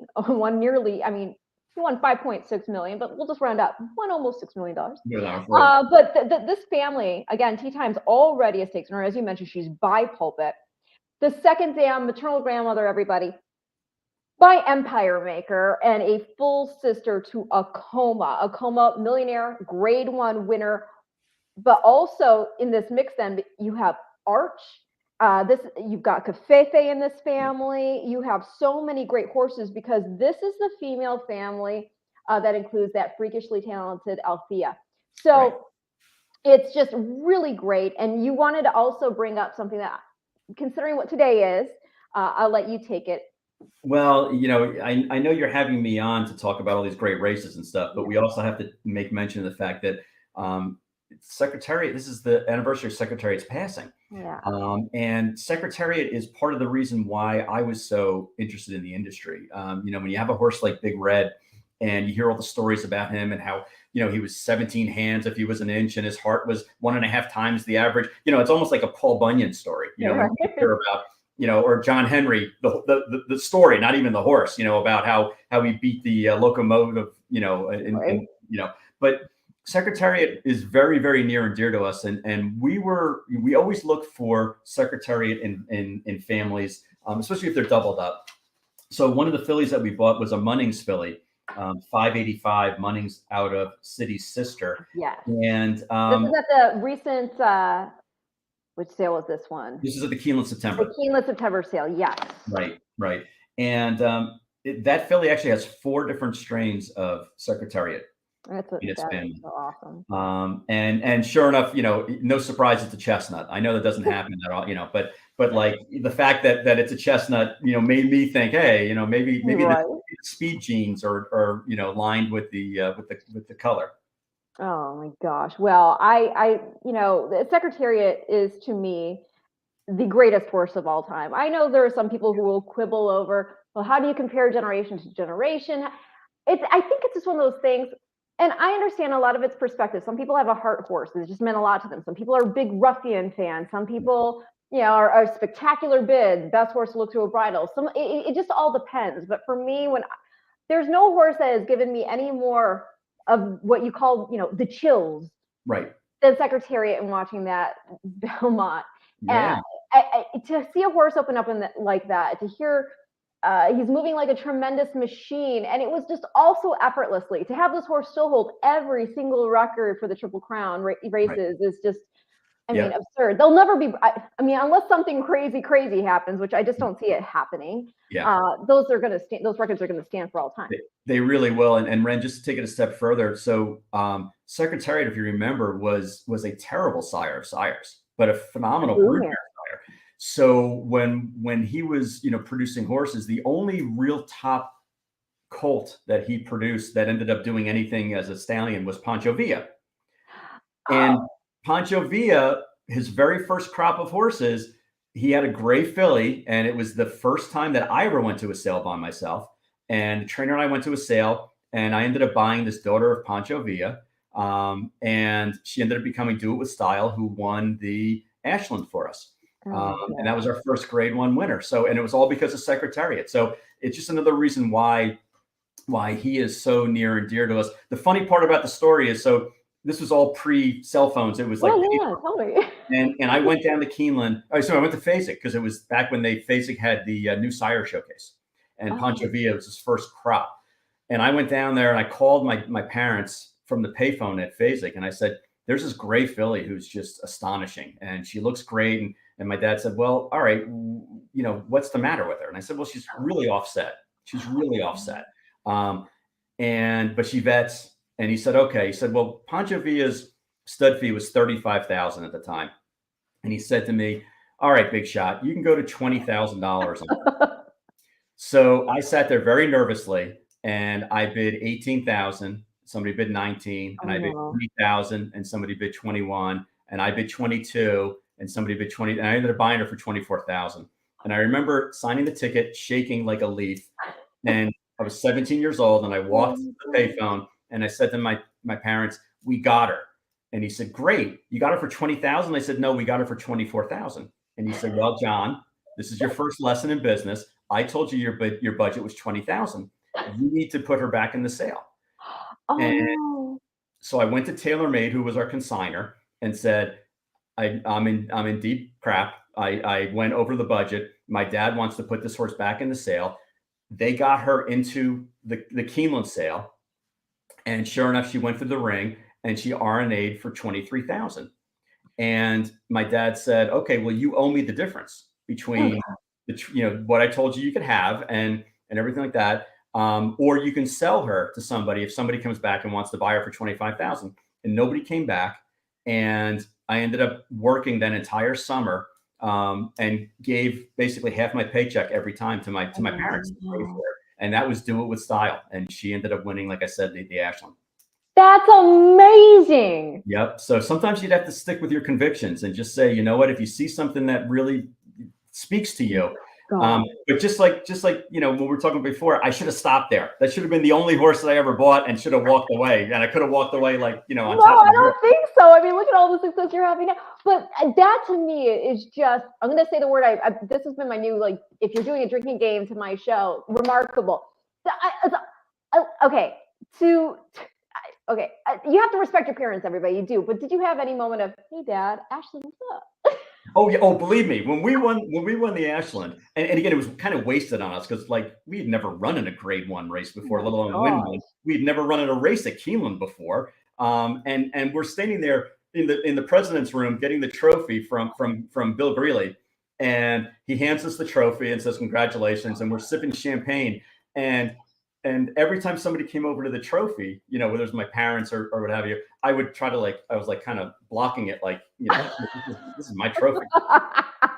So we get to the airport the next day, and I'm carrying the trophy. This is all pre 9/11. I'm carrying the trophy with me through the metal detector and everything like that. And I put the trophy down next to me, and my dad walks over and he goes, "I think that's my seat." And I said, No, it's not. I earned this. So, needless to say, typical wise ass that I was. My God! Yeah, that was my pump the chest. This is mine. How could you not? That's why I said, yeah, you have to respect your mother, honor your mother and father. But at that same point, come on, that's crazy to have that type of success. And that story is just, Juan right here is saying, wow. We have other comments I should get to. I'm so sorry. I am going to share your comments, everybody. It's just, before I do that though, because just to stay on point, when you're talking about Secretariat, the other thing about City of Light, and how you were talking about Secretariat never recreated himself with a son, although I do love Risen Star. True. There's that great call. Fair point. The Belmont, where he's saying he's out there looking like his daddy. But I mean, just what he did as a broodmare sire is insane. I mean, he's the broodmare sire of Stormcat. He's the broodmare sire of AP Indy. And then with City of Light, I think a lot of people don't know, going back to the colt that you sold, City of Light himself, I just had to double check because I was almost sure.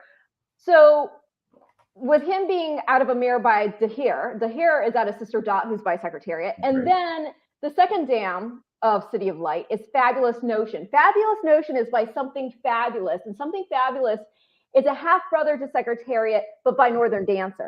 Yep. So you've got that great, I mean, Something Royal. I love her. Oh, yeah. She's the bluest of blue hens. Oh, well, there's her. She is up there with it for me as far as that type of esteem. Hasili over in Europe. I mean, my gosh, you have two. I mean, not just. I think she foaled 5 Grade 1 winners. 2 of them won the Breeders' Cup Filly and Mare Turf. Right. I don't know how. I mean, then she foaled the Silly on top of that. It's just insane. But and then La Troyenne and all that. But I love it. Troyenne, yep. But you don't see La Troyenne anymore in the pedigrees. I mean, you really have to know. It's way back. But do you know the interesting thing?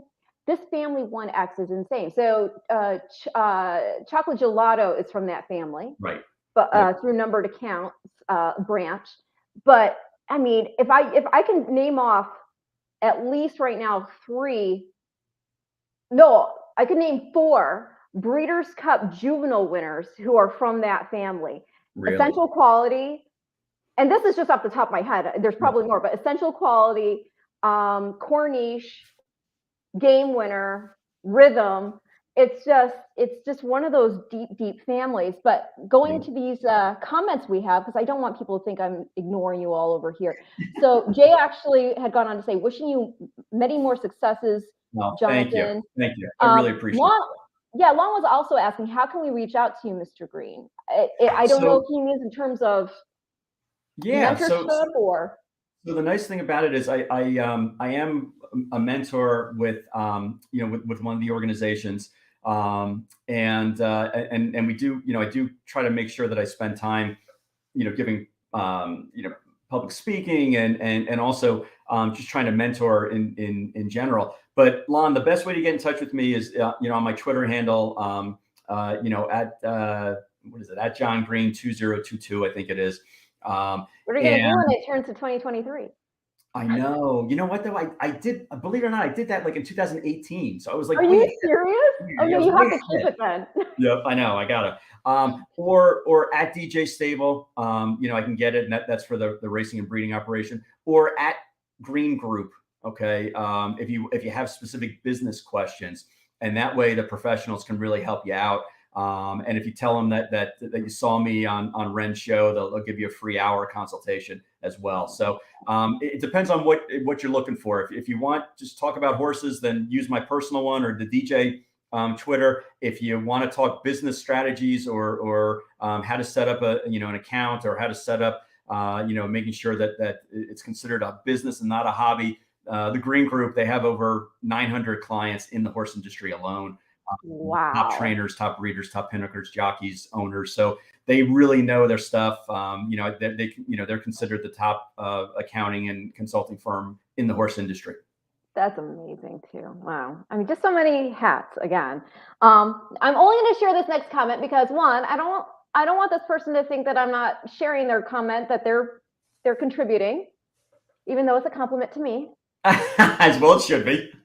Red is the queen of pedigree knowledge. It's why I love the show. Thank you, Lawrence. You're so kind. You always do have a nice comment that you chime in with. So thank you so much. Beverly, you were the ultimate petty geek until we have another petty geek. If you, I know we're gonna. comment, I'm saving her for the last bit because okay. I would be remiss if we didn't talk about, because we have to talk about. I know you have sales stuff, but one more colt at least that we wanted to mention. But before we get to him, I got to talk about Webslinger.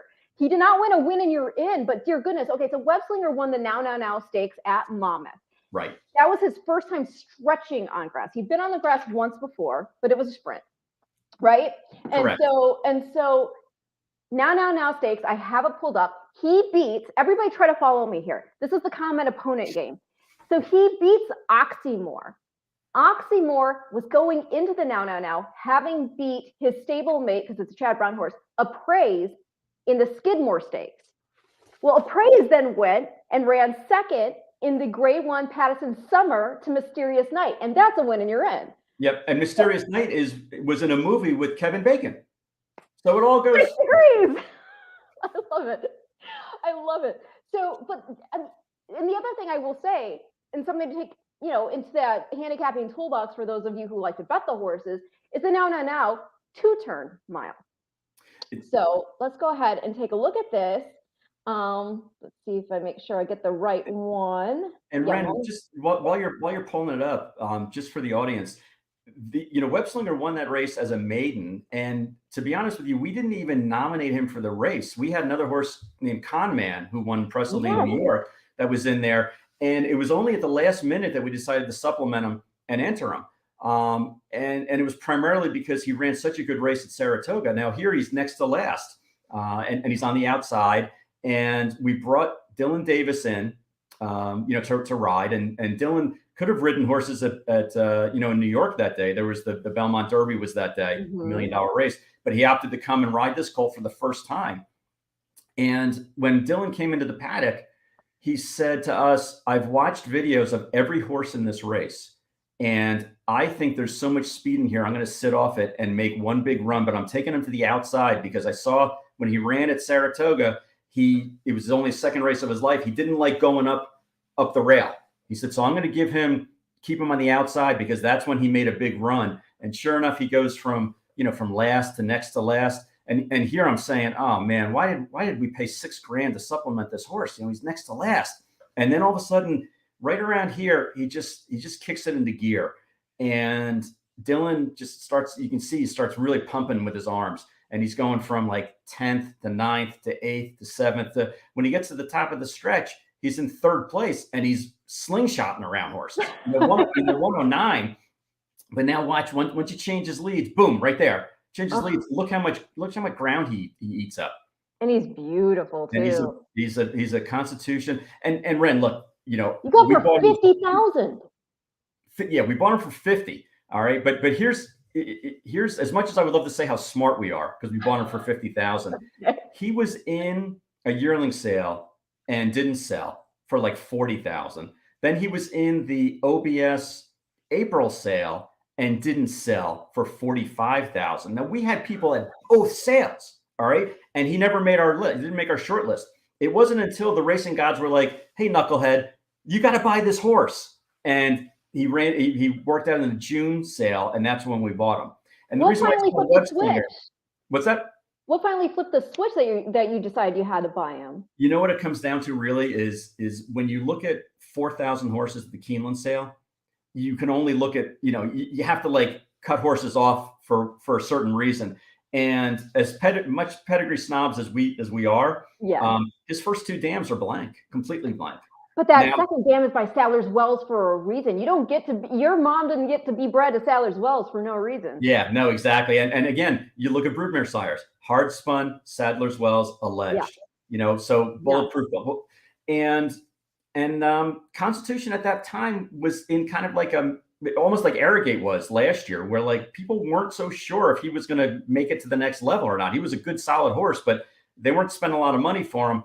But this horse was good looking enough to get into book 1 of the Keeneland September sale. But because he had such a blank family in his first 2 dams, he went overlooked, and nobody, even us, didn't take him seriously. So it wasn't until the June sale where like all of a sudden he went from being one of 4,000 to being one of 2,000 to being one of like 500. And maybe one of the top 5 horses at the sale physically, that's when we started to look and be like, oh, okay, I guess there's a reason why he keeps showing up.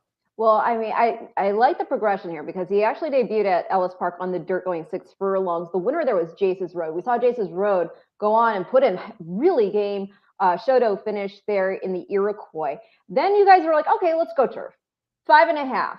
The going was listed as good. The half was run in nearly 47. Yeah. He had to be checked. He still closed to get second, just a length off the winner. And then, yeah, you stretch him out to the 2 turns in the Now, and it just makes sense. So as I already said, the second dam is by Sadler's Wells. She's a half sister to Group 3 winner, Group 1 place Clearing, won the Horace Hill, was second in the French 2000 Guineas. You got Sunshack in there. I mean, you have a lot of Group 1 Grade 1 winners. You've got Rain Trap, won the San Juan Capistrano, the Canadian International. Sunshack, as I mentioned, 1993 highweight 2-year-old in France. Polish Summer won the Dubai Shima Classic in 04 with Stevens. Right, good memory. Yep. Yeah, Meteor Storm in the Manhattan. Ice Breeze won the Prix Royal Oak, and Stand to Gain won the Sydney Cup. This is one of those sneaky good pedigrees. So it's kind of funny. You got him for 50. Con Man, I think, was 6 figures. Was 300,000.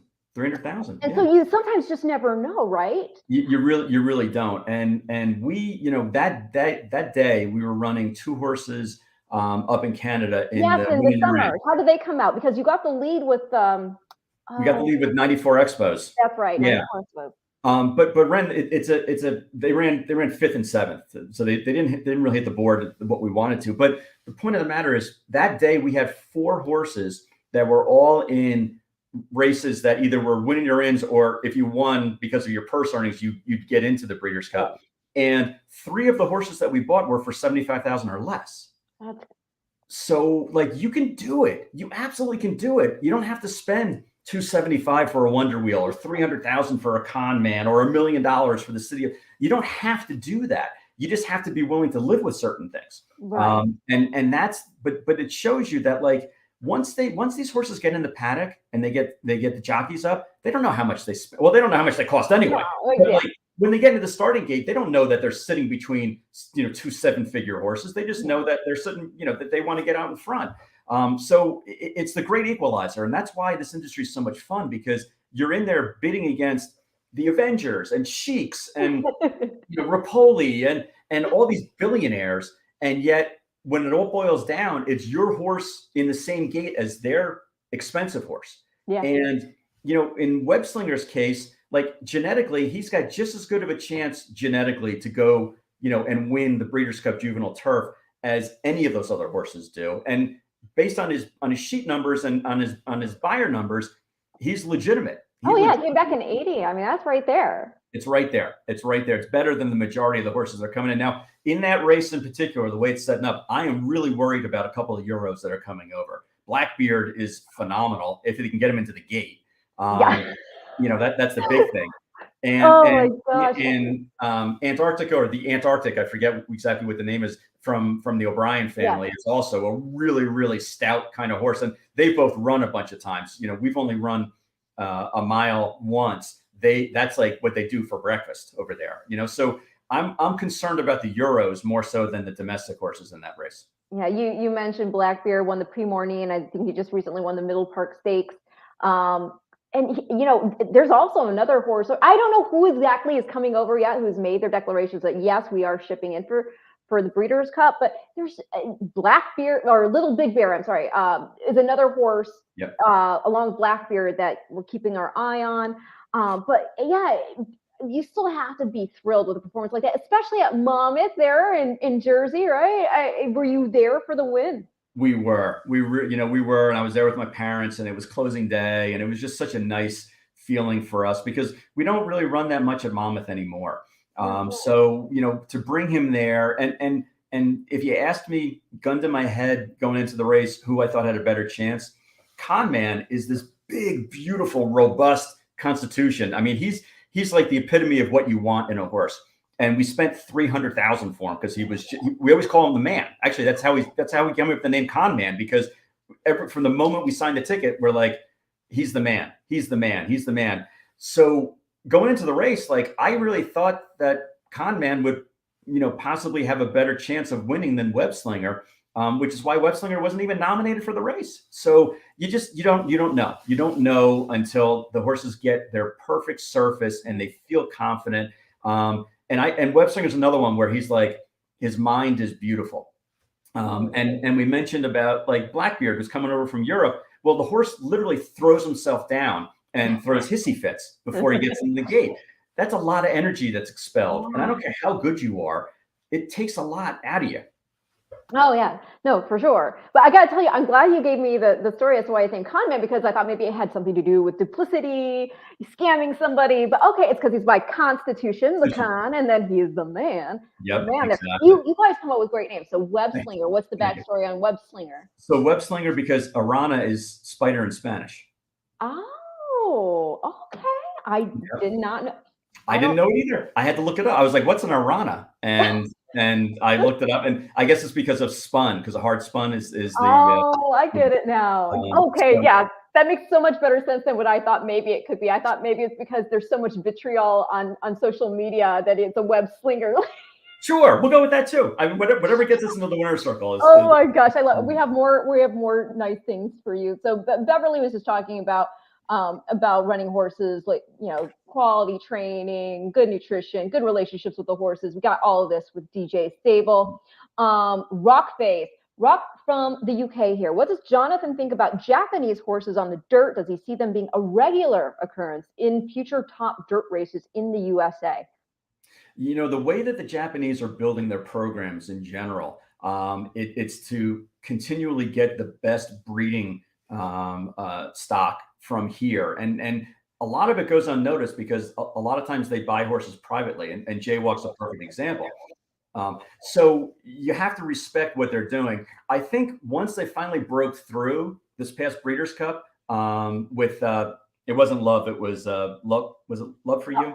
Oh my gosh. Yes, it's like Love Something. Oh my gosh. Yeah. Yes. In the Breeders' Cup. And once that horse broke through. Love's Only You, right? What's that? Is it Love's Only You? Love's Only, yeah. I don't remember. Oh my gosh. Sorry, Rockface. I don't remember. But anyway, and the shame of it is, like, Alan Carasso, who works for the Thoroughbred Daily News, actually gave me that horse. So it made me look really smart when we did our picks on the podcast. And Ren, just so you know, I'm also getting texts as well and comments. And Alan Carasso actually said, you're doing a great job, but could you shut up because Ren's better. Oh, no. Yeah. I love it. See, this is why we're going, like, as long as we are. And again, I apologize, but I'm having fun because there's just so much that goes into it. And I love that you put so much thought and process in between how you're picking your horses, where you're placing your horses, what you're doing, outside of your own horses. And it was Love's Only You. Love's Only You. Yep, exactly. The mom brain did not get me there, thankfully. So to answer your question, yeah, I think it's going to be a trend. I think you're going to see more and more where horses are coming over. They're really streamlining the process of bringing horses over, not only from Japan but also from Europe, where it used to be, the process was so hard, and you only had one airport that you can go into, and the quarantine process was laborious and expensive. And now it's becoming much more efficient and profitable or affordable, I should say. Excuse me. So I think you're going to see more and more. The one argument against it is that the purse structure is so robust there that they don't need to come all the way here to win those kind of races, to win that kind of cash. They can stay home, or they can go to the Saudi Arabia races or the United Arab Emirates races and earn more than coming here. But if they want to have the prestige and they want to have the, to be able to add to the breeding stock, then yeah, they have to continually come here. And I think you're going to see more and more on the dirt. And quite frankly, there's a lot of things we can learn from what goes on in Japan or Hong Kong or Europe, the way that they train and maintain their horses. It's astonishing just how well they do it there compared to the way that we do it here. It's exciting. Again, it really does. When we do have these horses coming, it really does put the emphasis on the world championships. Alex Ryan saying, Jonathan, you're a big supporter of Irish racing, and I love the international aspect of the game. Papillo, I'm a big fan of her form, or is it Papillo? I don't know. Papillo. Okay, Yep. Papilio. I'm a big fan of her form, is great, and I would love to see her run in the Breeders' Cup Juvenile Fillies turf. Yeah, and thank you, Alex. I'm glad that you're keeping track of it also. I mean, Papilio is a filly that we bought privately, and we actually had her, and this is the ups and downs of the game. So we bought her with the idea that we were going to run her in the restricted stake race for horses that have sold through through a specific sale. And she was third choice in the race. She was 5-1. We sent her over to France. We spent all the money to fly her over there. We flew her first class, so that way, we flew her over. And because of an administrative hiccup, because of an issue with the paperwork, they scratched her. No. So we were expecting to go in there. It was a $300,000 purse, which in Europe is that's a huge purse. And it was restricted to horses that had just sold through that one sale. And we had to scratch her. So we were going to use that race like we did with the Nownownow with Webslinger, where she would earn enough money where she could come over and she get voted in because of her stakes earnings. And unfortunately, we had to scratch her, or they scratched her for us. We didn't have to. They forced us to.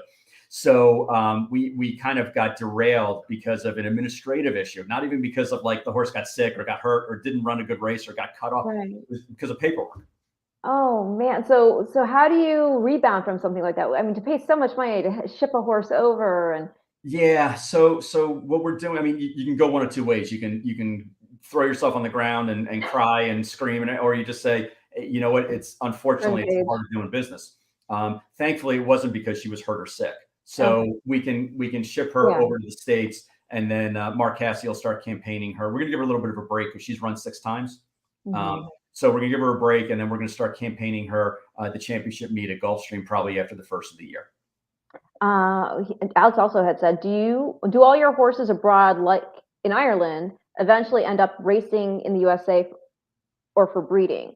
Another great question. Right now, because we're only in year 3 of this experiment of trying it, right now we're keeping horses there with the O'Briens, letting them race there, getting them up to speed as far as breaking and training, because I have such respect for the way these guys do it. And then we're bringing them over to the States to start campaigning for their 3-year-old years. But I can honestly say that I can see a time where we have a division over in Ireland. And we keep them there because, again, the horses are so, they're treated so phenomenally well. And the system that we have here is so backwards compared to the way that they treat horses there. We have horses here that are in their stalls for 23 hours a day, almost like they're in prison. And you let them go hack out there in the field. And they go hack. And the person who's grooming them is also their exercise rider. And they don't get paid by per head. So they're not trying to get horses on and off the racetrack very quickly. They're taking their time. They're grazing them in the afternoon. And it's just a completely different world.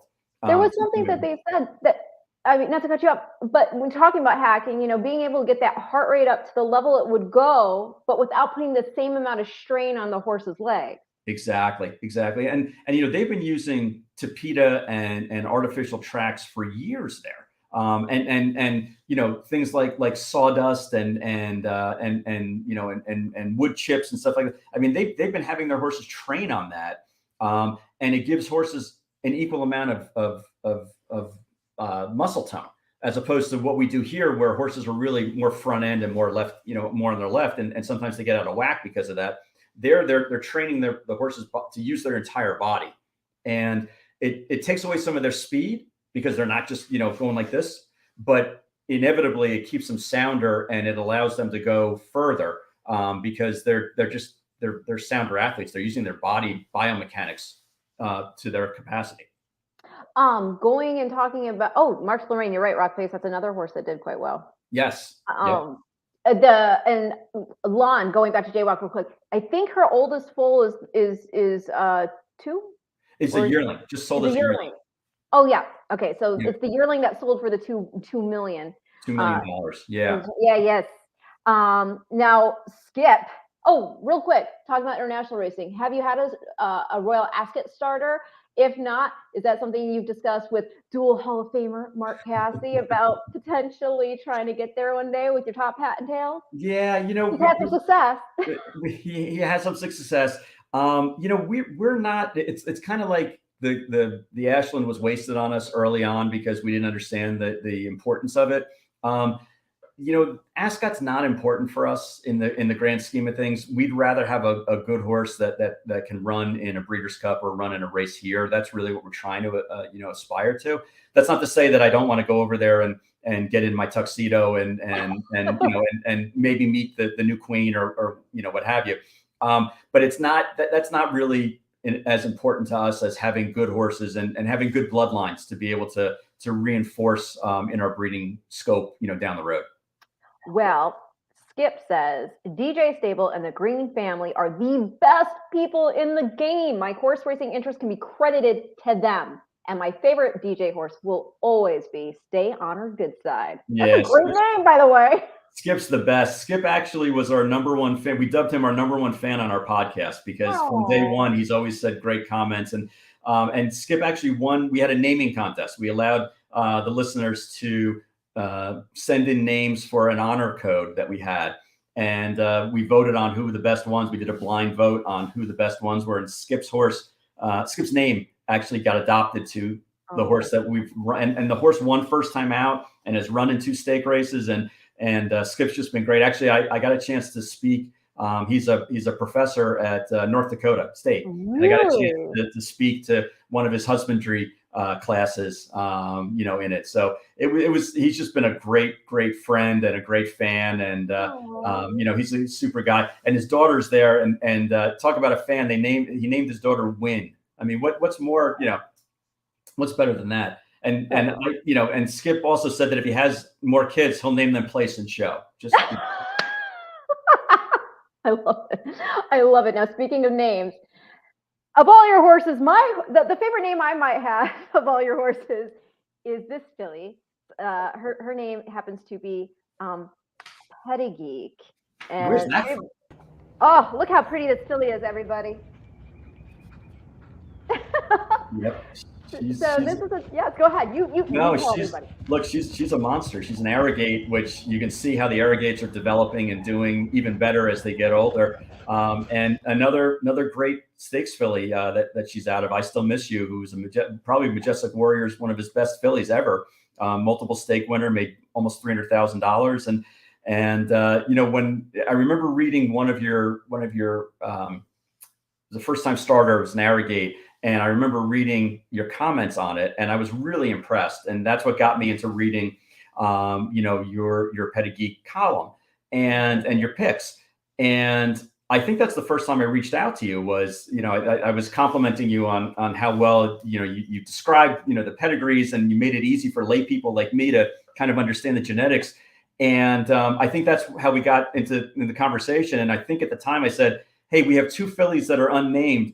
Do you want to have a shot at naming one of these? And you were like, the Arrogate. Like I hadn't even hit send on my phone yet. And everything was coming back at the Arrogate filly. And that was that filly.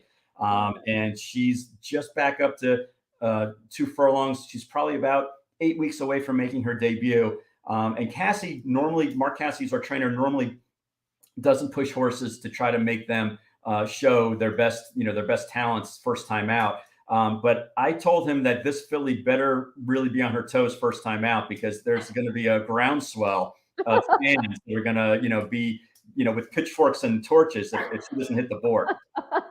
Well, I have to tell you, one of the things, if I'm going to geek out, if we're going to go all the way back, because I like to do that, she does come from a Blue Hen taproot mare. We're talking going all the way back to the Apple. So I have expectations. I do. But going to the sire again, because as many of you already know, we sadly lost Arrogate very, very early into his career. It was just devastating for Juddmonte. And he probably would have been horse of the year in 2016 if it hadn't been, the California Chrome. Right. Yeah. Fandom and everything. I mean, Chrome, great horse too. But what Arrogate did in that 2016 campaign, I mean, when I just look over it, winning the Travers in that insane fashion, he wins the Breeders' Cup Classic, the Pegasus World Cup Invitational, then goes over to, in the beginning of 2017, and then goes over to Dubai and wins the World Cup. I mean, that string of races, I actually had said when he did win the Dubai World Cup, maybe this should be like a triple crown for the older horses if you can win Breeders' Cup, the Pegasus, and then the Dubai World Cup, because it was just so, and the way in which he did win the Dubai World Cup was mind-blowing. Yeah. But this was just a tremendous horse.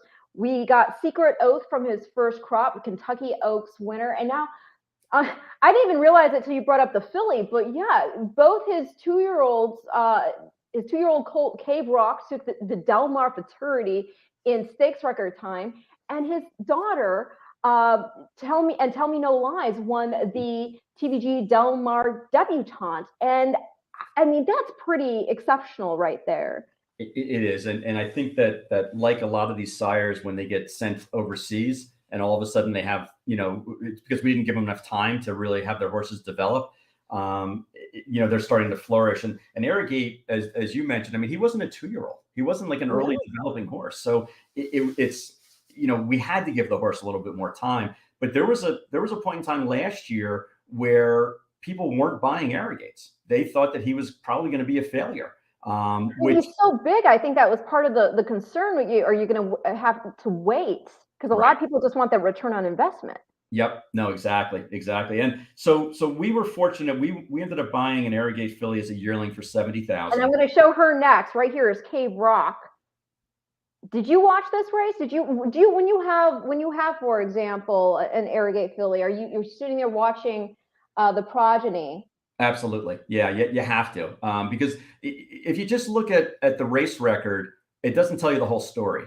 You have to watch and see, how did they break? Did they, were they washed out going into the paddock, or going into the starting gate? Did a horse next to them just wipe them out and make it impossible for them? So there's a lot more, to the that meets the eye just in the past performance. And this horse had won his debut and put up 101 buyer figure doing it. Very impressive. And 21 and 43 is just insane. I know. And so I'm watching this.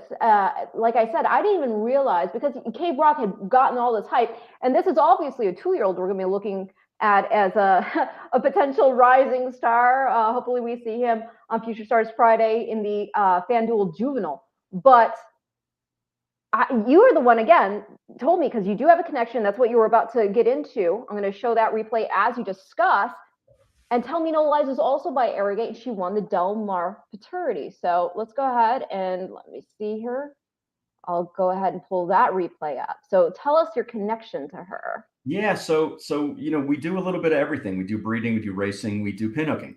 And last year, 2 years ago, excuse me, we thought there was an opportunity to buy some well-bred horses that maybe weren't as marketable in the upper echelon. But were by good families and good sires. And one of the 4 horses we purchased was this Arrogate filly and Tell Me No Lies. We bought her for $70,000 and pinhooked her for $240,000. And we're like high-fiving. So excited that we almost had $250,000, because anytime you can make a profit in this business, you have to take it. Yeah. And the filly has gone on and as you'll see, just rocketed past all these horses and won this graded stake race, the Winning You're In. And now, if Wonder Wheel does what we're hoping she's going to do this weekend, we may be going head to head with them and Tell Me No Lies. And the funny thing about it is, we had them both in our barn, like they were both together. And oh gosh. So, but you have to, if listeners, if you walk away from this podcast remembering nothing else, it's that anytime you can make a profit in this business, you have to take it, because it's few and far between. So we were very pleased to make that kind of money on an unraced horse. And she fulfilled her destiny and won, very impressively. And it's good. I think it's good also for people to see that we're not just selling the ones that we don't think are going to be good. We're selling, the ones that we feel like have upside potential. And this filly, I don't want to run against her in the race coming up in a month. The race. Because she's a nice filly.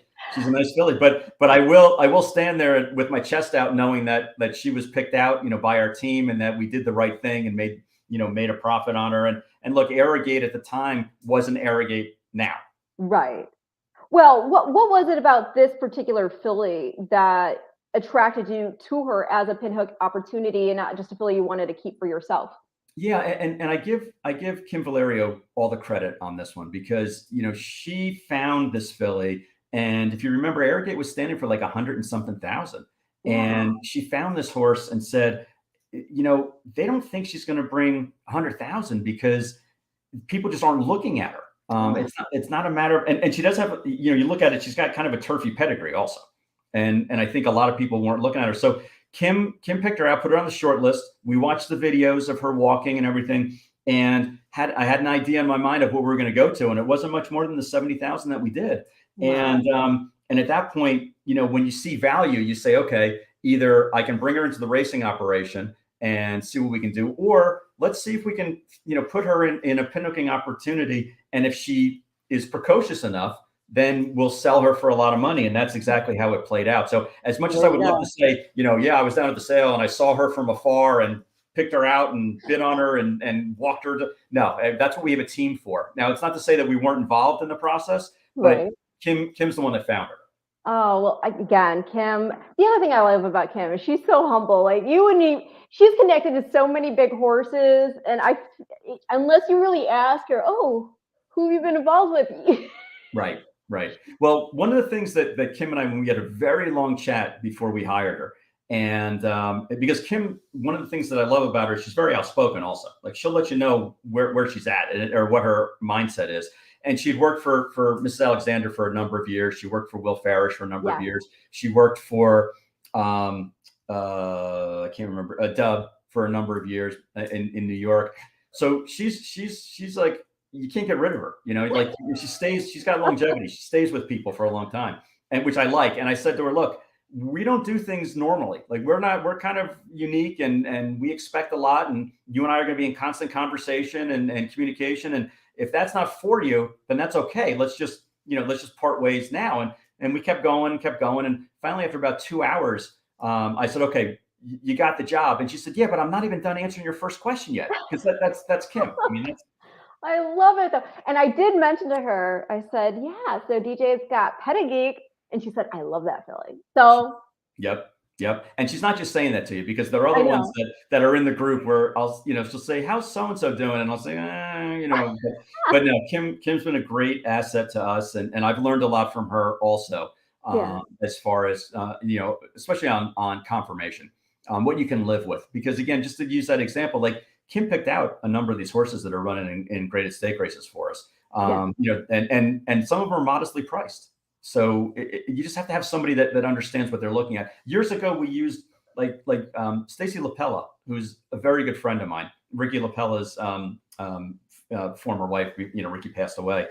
And Stacy would get on the horses every day and would have a feel for like what things worked and what things didn't. Mm-hmm. And they had a great pinhooking operation for a number of years. And Stacy and I became friends, and we pinhooked horses with each other. And I learned more from her in the 4 years that we pinhooked together than I did in like 20 years prior to that. And it's just certain people can explain things to you to the way that you can understand it. And some people are visual, some people need to read, some people need to have it spoken to, but she was really good about explaining to me what can and can't work. And it's not the perfect horse that works. Well, that's the thing. I mean, there have been a number of horses or people and they've been superstars. Right. And they just get passed over for whatever reason. Oh my gosh, I kept you 2 hours. I think you're either tied or you might now have surpassed the longest broadcast I've ever done, which I believe was with Billy Koch. And I think that one was, I think it was either 2 hours flat or but I know he was like egging for the gentleman's room by me. Good. Well, I just wanted it to be more than like 157 because I wanted to break Secretariat's, record. That was the only thing. But well, I got to tell you. Well, I want to leave the floor to you about. Well, real quick, I'll say this because in addition, I should promote because this is a Breeders' Cup show, right? So we do have again Keeneland kicking off their meet here on Friday. Again, you got the Sol Keenan Ogden Phoenix Stakes. Winning here for the Cutter Racing, for the Cutter Racing Sprint. They're at Keeneland. The J.P. Morgan Chase Jessamine Stakes. That's a win, and you're in for the Juvenile Fillies Turf. The Darley Alcibiades featuring Wonder Wheel.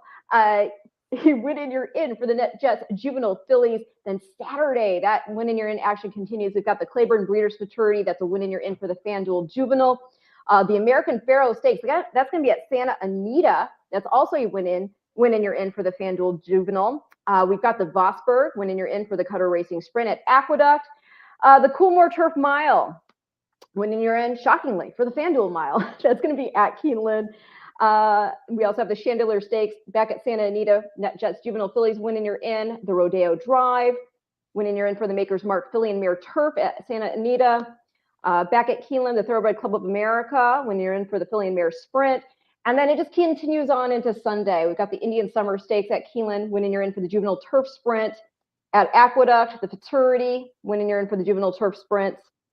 The Belmont at the Big A. I mean, yeah, it's hard to like roll that off the tongue.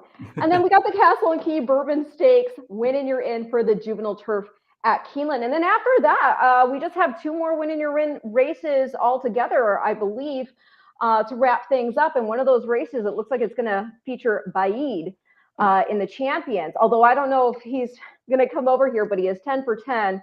What a horse. But I'll ask you one question, and then I want you to just go ahead and say whatever else you wanted to mention regarding DJ Stable or anything in the green world, Greenland. Flightline, where does he fit for you in terms of freakish ability? Is he a lock in the Breeders' Cup Classic, the Longines Breeders' Cup Classic? Or do you think he is beatable? And then again, whatever else you've got going on that you want to mention before we wrap things up. Yeah, when we sat down to do the Kentucky Derby preview this year, we were saying, boy, this is kind of a neat group of 3-year-olds. And I think it's shown that there's such a deep group of 3-year-olds. And last year there were some really nice horses also, like Hot Rod Charlie and horses like that stayed in racing, that didn't stop racing. I think that the Breeders' Cup Classic is going to be top to bottom the most difficult race that I've seen in a Breeders' Cup Classic. I honestly say that. I'm not saying that because I'm on the board and because I'm trying to take it. That's like a must-see watch. Flightline is, I mean, everything you would want. He was $1 million horse, so he's good looking. He's well bred, tap it. He's impeccable as far as the way he moves. I think that from a breeding standpoint, if people are looking at to breed to him, the one knock they're going to say is that he didn't do anything. He didn't race as a 2-year-old and almost as a 3-year-old. So he was a little bit later developing, which a lot of these people would rather have like a Matoli type horse that's going to be early. Well, to be fair, I think part of that was the healing process for the hind quarter situation that happened. Yep. Yeah. No, very true. I'm a Life is Good fan. I'm really a Life is Good fan, but truth be told, it's because we have a filly Lemieux who is a stake-winning Nyquist that is from the same family, and we bought the mare, her damn Polish a Diamond, who also is from the same family as Bonnie Blue Flag. So Life is Good shows up, right in the immediate pedigree. So I'm a little biased as far as like win. But I think that this year in particular, when you look at horses that are going to be coming off the racetrack and entering the breeding, field, it is a phenomenal group of freshman sires that are coming in. You have anything from Mo Donegal to Jack Christopher to Jackie's Warrior to the horses we just mentioned, Life is Good, Flightline. There's so many well-bred and well-campaigned horses that this is the year that we're probably going to breed to more freshman sires percentage-wise than we ever have. Wow. Yeah. That's quite the endorsement there. Yeah. So, and those swings. Across the board too. So. Oh, wow. Exciting. So anything else that we need to know about DJ Stable before we sign off? Just I have to pee. That's all. Oh, okay. Well, then I'm going to let you. Listen, all kidding aside, thank you so much for having me. I really enjoyed our conversation. It's been great, and we touched on a lot of different aspects. So I hope that the audience, really appreciated it. The main thing is, if you have any questions, please use me as a resource. Follow me on Twitter. I don't tweet a lot, but certainly I do look to see, if people are reaching out to me direct message. My email address is also johngreen2022@gmail. So you can email me there if you have any specific questions. If it's business related, please, look up the Green Group. It's my dad's firm. And I'm not saying this because he's my father, but one of the reasons why we've been able to stay afloat the way we have in this industry is because there's so many tax advantages, and he bestows them on his clients and gets them the profitability. really, that's about it, Ren. I don't have a lot to promote other than the fact that I really appreciate you think of me and have me on the show. And if you see me at Keeneland, please, stop, tap me on the shoulder and let me know, what you think. We can talk, we can dish about Ren and whether or not she really knows what she's talking about.